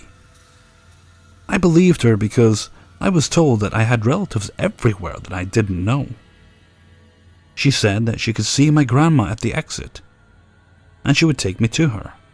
At this point, she was holding my hand, and I felt scared of her because she was a stranger. In a split second, my grandma comes bounding over and puts herself between me and the lady. The look of terror in my so-called Auntie Kemi's face was palpable. My grandma said these words, "Come near my grandchild again and I'll kill you myself. Nothing good has ever come of your family." What was so frightening is that Grandma was so angry that she wasn't even shouting. She said what she said, just above a whisper. After that, Grandma took me home and we baked cupcakes, and she told me to never trust another adult unless she personally told me that I could. And she said it wasn't my fault, and we weren't to speak of it again. Fast forward to me being 16, which was 4 years ago. My grandma tells me that I did have an auntie called Kemi, but she died in a car accident 10 years before I was born. This woman was impersonating my deceased aunt to get to my family over an age-old land dispute in our home country in the Caribbean. The land belonged to my grandfather, and a large portion was in my name. The last thing that I heard about this woman is that she was sectioned for doing an unrelated thing that I have no idea about. So bottom line is that this woman is actually, supposedly, one of my grandfather's children, with one of his mistresses. 24. For a quick bit of backstory, I'm 25, female, and a commuter. I live about an hour away from where I work, and I drive an old car that I'm replacing soon. A few weeks ago, I had a bad cold. I'd even lost my voice, so I decided to stop by a clinic after I clocked out. By the time I got out, it was dark. The good thing about that is that the area of the city I work in is fucking abandoned after dark, so I knew it wouldn't take me quite as long to get home as it usually does. I sometimes hung around the area until after dark for this exact reason. I got stuck at a punishment light near my job that takes about 5 minutes to turn green if you don't make it. I pulled up just as the light turned red and cursed quietly to myself. I barely noticed the guy who pulled up beside me at first, but a few seconds after he did, I felt that hackle-raising primal unease that comes when you feel someone staring at you. I looked. A large, beaten-up white van that looked like it belonged in a try-hard horror film had pulled up beside my car. And the driver was an older man. He was smiling at me. His smile was like a combination of Freaky Fred and the Cheshire Cat, but with less teeth. There was something horribly unnatural about it. I didn't know what to do. I smiled back, softly, trying to reduce some of the tension. Sure, he was just being friendly. He started waving rapidly and shouted something that I think was, "You're beautiful," but I'm honestly unsure. I was a little wigged out. I smiled again and stared back at the road, hoping he would stop. But I kept feeling his smile. I figured once the light turned green, I would lose him. So when it finally did, I took off as quickly as my old, chuggy car would take me. A few seconds later, I noticed I was being tailgated because headlights filled my car. They were flashing. I looked back and the guy was behind me. I wondered if I was dragging something or had a flat tire, and he was trying to be nice. But I realized quickly that wasn't it when I saw him getting even closer. And saw the look in his eyes in my rearview mirror. That smile. He was laughing by then. My heart raced. I felt very aware of the fact that my car can't maintain a high speed for long, and that there would be times it would hesitate or slow down, and that might give him enough time to hit me. I merged into the next lane without signaling when I felt my car start to slow a little. He did too. Then I noticed the bridge I crossed into the next city. My city was coming up. At this point, he had been following me for about 5 miles. I figured maybe I was being paranoid. I knew there was no way he'd follow me that far. He had to give up, right? So I tried to calm myself down and took the bridge as fast as I could, trying hard not to look in the rearview mirror. When I felt my car slow, I either merged or started to pull into the next lane, a little like I was going to. He seemed to be copying my moves exactly. 10 miles. I started to think about pulling in somewhere and asking for help, but I had a feeling he would follow or grab me if I tried. I remembered how my mom was once followed and tried to ask for help, only to have the people laugh at her and tried to give her over to her pursuer. I decided to use my knowledge of the area to my advantage instead. I sped up as I approached my next turn, and he sped up too, still grinning. I took the turn wide and stepped on the gas to take off down the road fast before my car could hesitate. By the time he tried to copy me then, it was too late. I was gone. I heard him skid but not crash. By the time he could have recovered, gotten around that corner, I was gone. 15 miles. I never hang around after dark anymore. 25. I want to preface this by saying I am directionally challenged and easily lost. And when lost, I am very much flustered. About 5 years ago, I was heading out to a friend's birthday party at a park in an area of my city that I wasn't familiar with. I only knew one way to get there by heart, so I took it. Eventually, I encountered a detour sign as the road ahead was closed for construction and maintenance. So I followed the detour and wound up painfully lost. So I'm driving around and I don't recognize anything. I'm already sort of upset and confused and I'm way late to this party. I eventually decide to turn around and accidentally cut a truck off switching lanes. He didn't slam on the brakes, not to hit me, but it was a bit rude and I did the hand wave. I'm sorry. A few minutes later, I notice the truck is about a car behind me. Not super weird. Except he's following my random turns while I try to figure out how to get back to where I was. At first I thought it was a coincidence, but as we kept going, I was convinced he was following me. He eventually starts tailgating me, flipping me off, blaring his horn. There aren't many other cars anymore, and I'm absolutely freaking out, and do something really stupid. I pull into a parking lot with the intention of cutting through it to a busier street on the other side.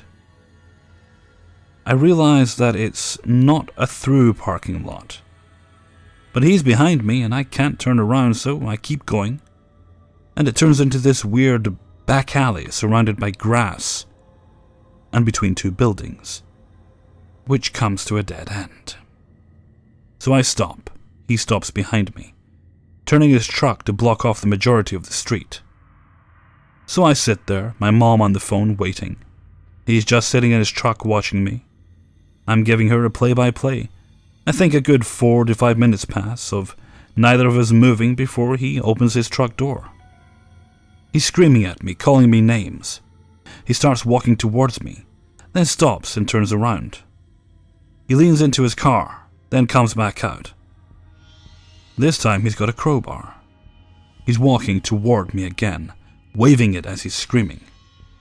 I start crying and my mom is calling the police on another phone.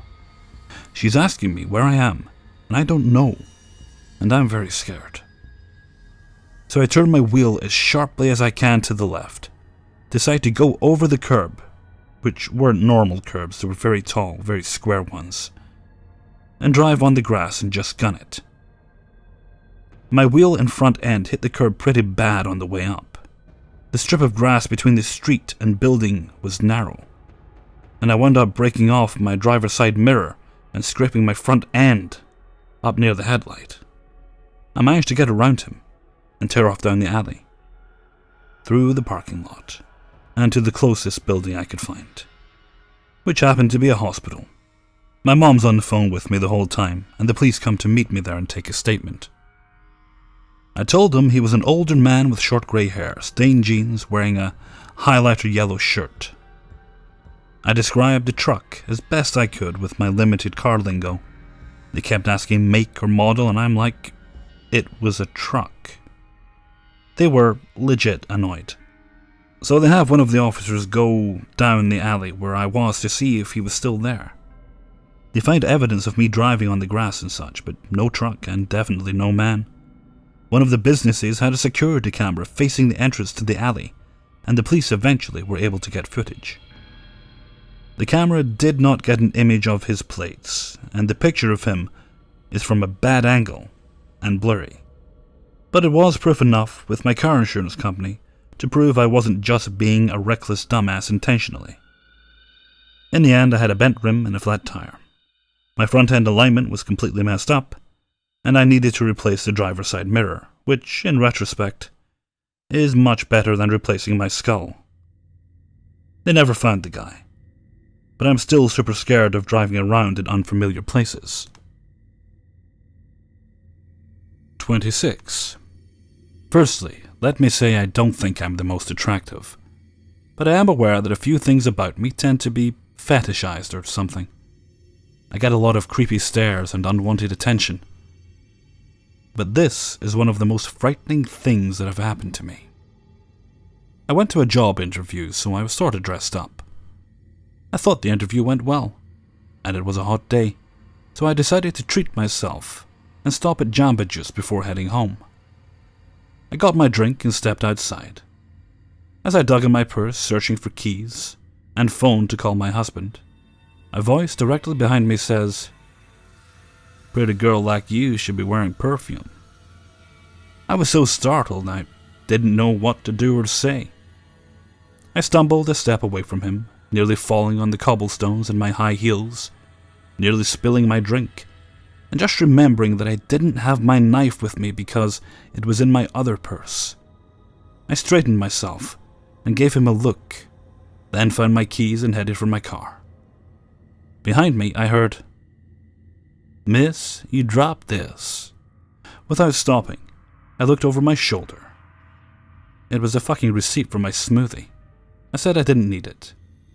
I'm very petite and in high heels, so I wasn't walking fast at all. My heart was already pounding, because this guy gave me the creeps. The way he talked and the way he looked at me. He was the smooth talking type. Anyway, I wasn't moving very fast, but was trying to get to my car quickly without looking panicked. I heard him catching up to me. He said, "I just want to talk. A girl like you should have the finest perfume on her body. I got some samples in my trunk." Oh, hell no. This guy was already giving me a red flag vibe, and now he literally invited me to the trunk of his car. He was now walking alongside me, but a few feet to my left. I said I don't wear perfume and I'm not interested. He stopped and fell behind. I looked back. He was walking back to the storefront. I relaxed a little and slowed down almost to a stop to dig around for my phone again. I was almost to my car when I heard footsteps, fast and quiet, running, but trying to be as quiet as possible about it. I spun around, and the guy was only a few feet away from me. My hand still in my bag, his hand almost in his pocket, I felt adrenaline kick in. Suddenly, I could hear and smell everything. I felt a warmth spread down my arms and legs, and I had incredible calm and focus. I didn't have my knife on me, but he didn't know what I was reaching for in my purse.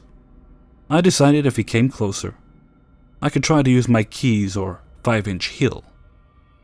We stared at each other for what felt like a lifetime, but I'm sure it was only a few moments. He said, "You should really come check it out." His voice sounded normal, but the rest of his body was tense. I shifted my grip on my keys and my bag, so they were between my fingers. We never broke eye contact. I said no, and thanked God my voice didn't waver. He put on a strange smile and said, "Okay, maybe next time," and winked with faux cheeriness. He took a couple steps backward, then turned and walked away. I didn't move, this time. I watched him walk all the way back to his car, where he opened his trunk and rifled through whatever was in there. He was definitely far enough away now, even though he kept glancing over at me. I got in my car and drove a few lights before I pulled over, back into the parking lot of the hospital where I had just interviewed. The adrenaline wore off already, and the realization of what happened flooded me with fear. I started crying and finally called my husband. He wanted to come get me, but had no car available. Too far to bus. It was rush hour. He stayed on the phone with me until I was calm enough to drive home. I'm only 4'10", and 90 to 95 pounds. If he really wanted to, that guy could have fairly easily dragged me away. Please, creepy perfume guy, let's not ever meet again. 27.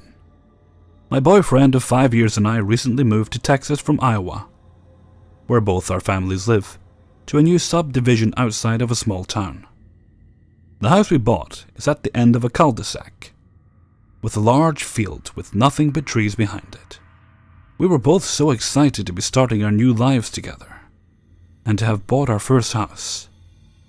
We also have 2 dogs, basically our children. My boyfriend decided he was going out with some new co-workers to the city, about 35 minutes away. I didn't feel like going as I'm more of an introvert, and large crowds aren't my forte. Also, I usually love being home alone because I can binge snack and watch scary movies he never wants to watch. So after getting home around 6 p.m. from work and the grocery store, I barricade myself and the dogs in my bedroom to commence the scary marathon of awesomeness. Side note, my dogs become on edge when my boyfriend isn't home at night, and randomly bark in the night at seemingly nothing. Freaks me out a bit, but I've become used to it. We have one window in our room that's right next to our bed. I usually have the windows open, letting the night air in, but tonight I only cracked it. So I'm balls deep in some cheesy 80s horror flick, and the dogs start barking. Ah! Stop! I always take notice when they bark, however, just in case. I turn the light on, look around. Nothing. Lights off. Back to the ditch running up the stairs. It's around 11 now, and I'm sure the boyfriend will be gone a couple more hours. No biggie. The dogs start barking again. This time, they don't stop. So slowly, I look out the window. I don't see anything until I catch it. At the bottom of the window, peering up at me, are a set of eyes. Not the whole face. Not even the nose, just the eyes.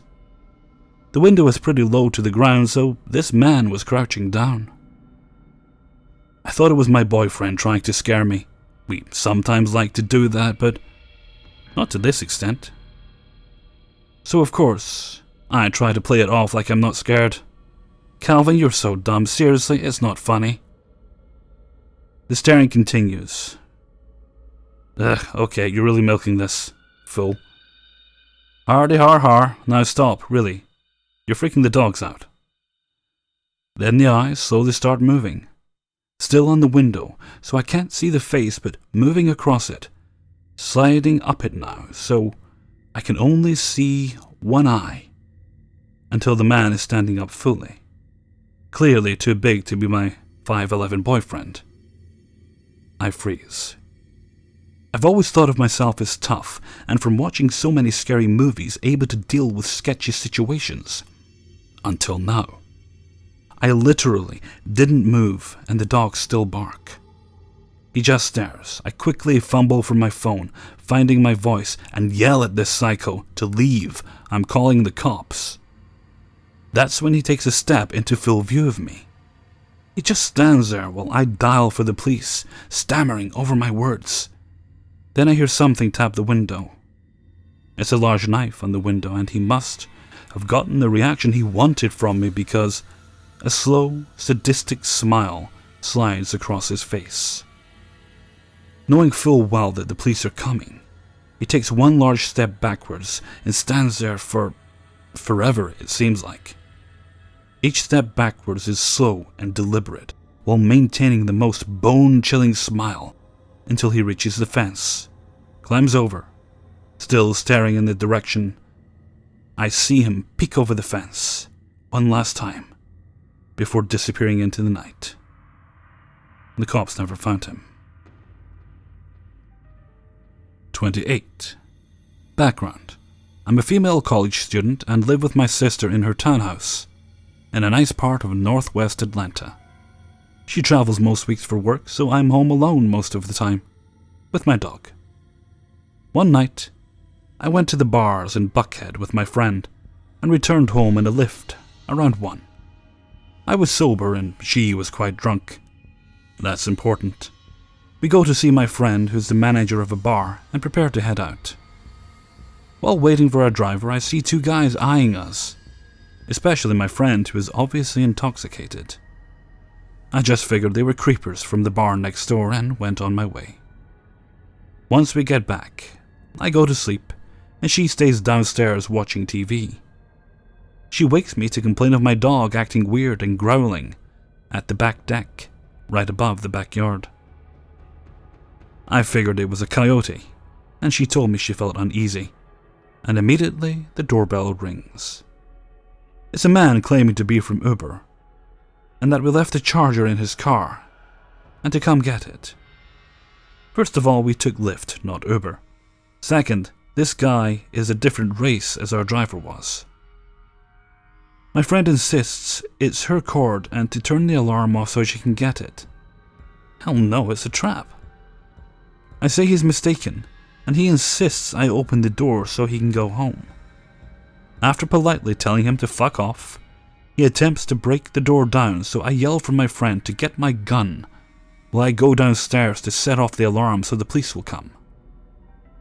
I then realize someone is also trying to break in the back door and haul my ass upstairs to find an empty gun case. My sister had hidden it when I had some legal and psychological issues, hence the soberness, and forgot to replace it. So we are trapped with no protection. After a few more terrifying minutes, they give up when they hear police sirens and take off towards the woods. I came back to the bar the next day to get my coat, and my friend told me he saw the creepers as well, watching us, and that they followed our car out of the parking lot, but didn't think anything of it to warn me. Later he tells me there's been reports of serial rape in the area around the bars targeting college girls. I could only imagine what would have happened to us if they had gotten in. So dear serial rapists, I got my gun back. Never come back to my house again. I've got some bullets with your faces on it. 29. My college offers a program for incoming freshmen to live on campus and get to know it better for 2 weeks. So not knowing anyone and being visually impaired, I thought it was a good opportunity to make friends and get to know the campus. So I went. I would come to regret it later. So continuing on the first week of camp, went on without a hitch. I had a good roommate who actually will end up being my roommate in the fall. It was during the weekend. This all started. Me and my roommate got into a habit of relaxing in the evenings by playing cards on our floor lounge with our RA. Every now and then, other people would walk in and walk right back out. Until one night, a guy, his name is Jack, walks in and asks if he can join, and being friendly people, we were like, sure. Now, other than a few weird comments, like basically telling our RA he tried to get his social worker to buy him alcohol so he could make friends, we all kind of thought he was socially awkward. So now the next night comes and we decide we would go play badminton outside. He just so happens to be out there alone, so we invite him to play. This is when his really weird behavior starts targeting me. Like I stated before, I'm visually impaired, so I suck at sports. Well, I can't hit the birdie for my life. He starts calling me names and physically tries to take the birdie and says, let me do it. Now at this point, you're thinking, he's just a little weird. This is when it really gets bad. He becomes attached to me. He follows me to meals and classes, sits next to me at meals, and even if I left early, he would physically run after me to catch up and walk to classes with me. Okay. So at this point, thank God for my roommate, who stays next to me while he follows me around for the next 3 days. And I'm really sorry to her because I used her as basically a wall between me and this guy. Anyway, this strange behavior persists, and eventually even my RA catches that this is really freaking me out. It even starts freaking her out. So on the third day of this, he comes and plays cards with us again, with the same targeted verbal abuse towards me. Then he does something totally weird and takes my roommate's water bottle and says to the RA, "What if I throw this metal water bottle out the window at somebody?" Keeping in mind, we're on the third floor. We all just look at him funny and he says, "I'm just kidding, I wouldn't do that." And the thing is, he has one of those voices you can't tell if he's joking or not. After that, we decide that we were done for the night, and we go our separate ways. Now comes the last night in the dorms. At this point, after him following me again all day, I'm thoroughly freaked out. Not wanting to skip our nightly card game, we ask our RA if we could secretly play in her room, so we could finally get away from Jack. So we start the game. And about 20 minutes into it, we hear him come into the corridor. Each individual room has its own key, but all the floors are opened by the same key, so even though boys were on the second floor, they still had access to our floor. So quickly and quietly, our RA goes up to the door, puts a towel underneath and a sticky note on the peephole, and locks the door. We hear Jack knock on our door right across the hall. Knock, knock, knock. In succession. Each getting louder and more aggressive. Knock, knock, knock. Then after about 5 minutes, we hear him stomp back down the hall, down to the second floor. I start having an anxiety attack, and I proceed to hide behind my RA's desk in the corner. We continue playing, and another 20 minutes pass. We hear him enter the hall again. Knock, knock, knock. This time it's on our RA's door. I'm shaking in the corner, as we all fall dead silent again with the succession of knocks growing more aggressive. I'm so scared at this point, I'm wishing I had a knife, so my RA hands me a keychain with just this heavy bar meant to be used as a weapon in desperate situations, just to calm me down. I know he's searching for me. This continues until 1 a.m., becoming more aggressive till finally he gives up. Feeling so scared, my RA lets me sleep in her room. So, moving on to the last day. He didn't approach me. He just sat across the room at every class and meal, glaring at me, saying nothing. Instead of running to catch up like usual, he stalks us from behind the rest of the day. Finally, I got to go home and get away from him. Unfortunately for me, I go back this fall and I'm so scared. Jack, really, let's never meet again, because had I been in my room that night, I don't know what would have happened. If anything does happen in the fall, I'll update, but I'm really hoping it doesn't. Just writing this story is making me nervous. P.S. Some of you may say, why didn't the RA do anything, but the simple reason was because it was a summer camp, and we were all adults, so the RAs had no authority. Not to mention my RA was scared herself. 30. Okay. Where I live, there isn't any known murders going on. No crazy assaults in quite a while. Not much stealing either. People generally leave their doors unlocked at night. The only thing that happens frequently here is sexual assault, harassment. So, from the time I was 3, my nan and papa grinded into my head stranger danger. Even going as far as to tell 6-year-old me about what happened to a fellow 6-year-old at the time in another state. He was kidnapped, assaulted, and decapitated. Not appropriate for a young kid, and it's continued into my adulthood. Let's just say I can be a little paranoid. So back when I was about 8 or 9, when this first happened, me and my friend Maura, who was a year or so younger, were walking up the hill in our neighborhood from my house to her house. for a homeschooling session together. It was only a 10-minute walk. And 10 in the morning. Our neighborhood, if you could call it that, was houses rather spaced out, and everyone has at least 2 or 3 acres. So we had to pass 5 properties on the right and 3 on the left to get to her house. One of the properties on the right belonged to a neighbour I had seen around, but my grands didn't know personally. In fact, I didn't know anyone who did. He owned a pickup truck and kept to himself. His house was further back on his property, and the property was surrounded by well-maintained bushes. Very secretive. Me and my friend just barely passed the gate to his property, and I hear a car coming up behind us. I see that it's his pickup, and I shrug it off.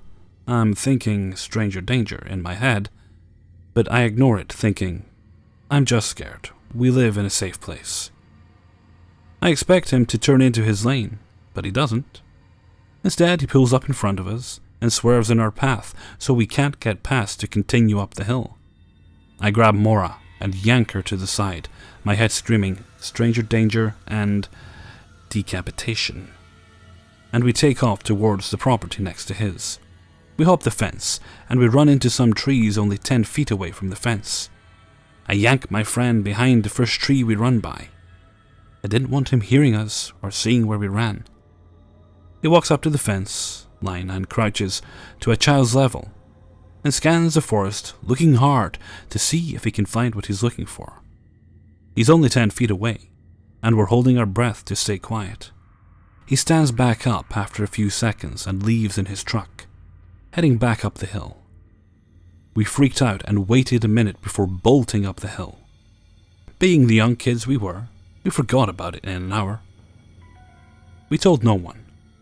The stupid kids we were. So flash forward 6 or so years. I'm 14 or 15, and walking with my landlord's dogs up the same hill. Yes, I live in the same place. They didn't walk on leashes because they were relatively well-trained dogs. I only had her black dog with me by the time we got to the same driveway from years prior because the other one ditched and went home. We're about to pass the gate when a larger pickup comes hauling ass out of the lane, and me and my landlord's dog jump back. Jules looks scared shitless, and I'm a bit unnerved too. The guy looks at me pissed and starts to continue pulling out, when big old Jules decides she's not letting him go anywhere. She stands in front of his truck and starts barking and growling. He looks even more upset, and I'm yelling at Jules to stop. She persists for a minute or so until pickup guy stares at her with a fucking angry ass look. Jules immediately stops and runs like hell back towards home. I scream for her to come back, but it's no use. That old dog went fast. I apologize awkwardly to him and start walking back down the hill to go make sure she gets home safe because she never ever acted like that before. Now from this driveway, you can see my lane down the hill. The creepy fuck sits in his truck and watches me walk until I'm nearly to my lane, which creeped me out the whole way, and in my head I'm thinking stranger danger, something's really fucking fishy. He then starts driving, catches up to me before I reach my lane. He's now all smiles, very eager to talk to me. What the fuck? And says, "Excuse me." Me, yes? Creepy fuck keeps driving at my pace. "Can you check and see if my car door is closed? I think it's not all the way." I look at the passenger door and it's fine. I'm really creeped and I pretend to look good and hard at it and tell him, "Looks fine to me." Him, "Well, can you check it? It's really bugging me." I'm not stupid. I was not going in arm's reach of the car. I keep persisting it's fine, and he keeps saying to check it. He's getting more irritated and mad about it and keeps persisting. He does this for a while, and his tone starts scaring me. I flatly say no, then realize I'm only steps away from my lane. I yell, "Your door looks fine, I gotta go, sorry," and run down my lane. Creepy fuck sits in his truck and gives me an angry glare the whole way, while I keep glancing back. Creepy fuck then slowly drives past my property, still glaring and angry. I run inside, making sure to tell off Jules for ditching me. I've had other creeps bug me, but this guy has cornered 8 to 9 and 14 to 15-year-old me. Maybe it's coincidence, I don't think so. But I can't rule out how creepy he was at all. So fucking creep who's cornered me twice, let's not re-meet, as I haven't seen you in months. Hey everyone, Hellfreezer here, and thank you very much for listening to my 30 True Scary Stories special, number 2. Well, I know I said I wouldn't do it again, but I did it again. I said I was going to take my time. I was going to record just a few stories, a little bit at a time, and make the whole job easier on myself. So what I did is I recorded 6 of them, and then ended up doing 24 all at once. I'll learn my lesson eventually. My throat's probably going to be quite sore tomorrow. Ah well, worth it in the long term, I suppose. I think you'll agree we had a pretty damn good haul of stories here. I was kind of picky with them. Not that we don't always have good stories, but I made sure to be especially picky this time. As always, big thanks go to the 30 individuals who allowed me to use their stories. Without them, there's no video. All the stories are actually linked in below. I believe most of them are actually still up, which I was quite surprised. I usually find a few of them have been deleted as I go through and I do these videos, which is why I always save the stories as soon as I get permission to use them. Well, I'm very tired after all that recording. I've been at it for hours. So I think it's a snack for me. And I'll maybe read some Sherlock Holmes or... Oh, I haven't read Planetary for a while. I might break out the Planetary comics. And then to bed, I think that's what it is. So until next time, thank you very much for listening, and take very good care of yourselves.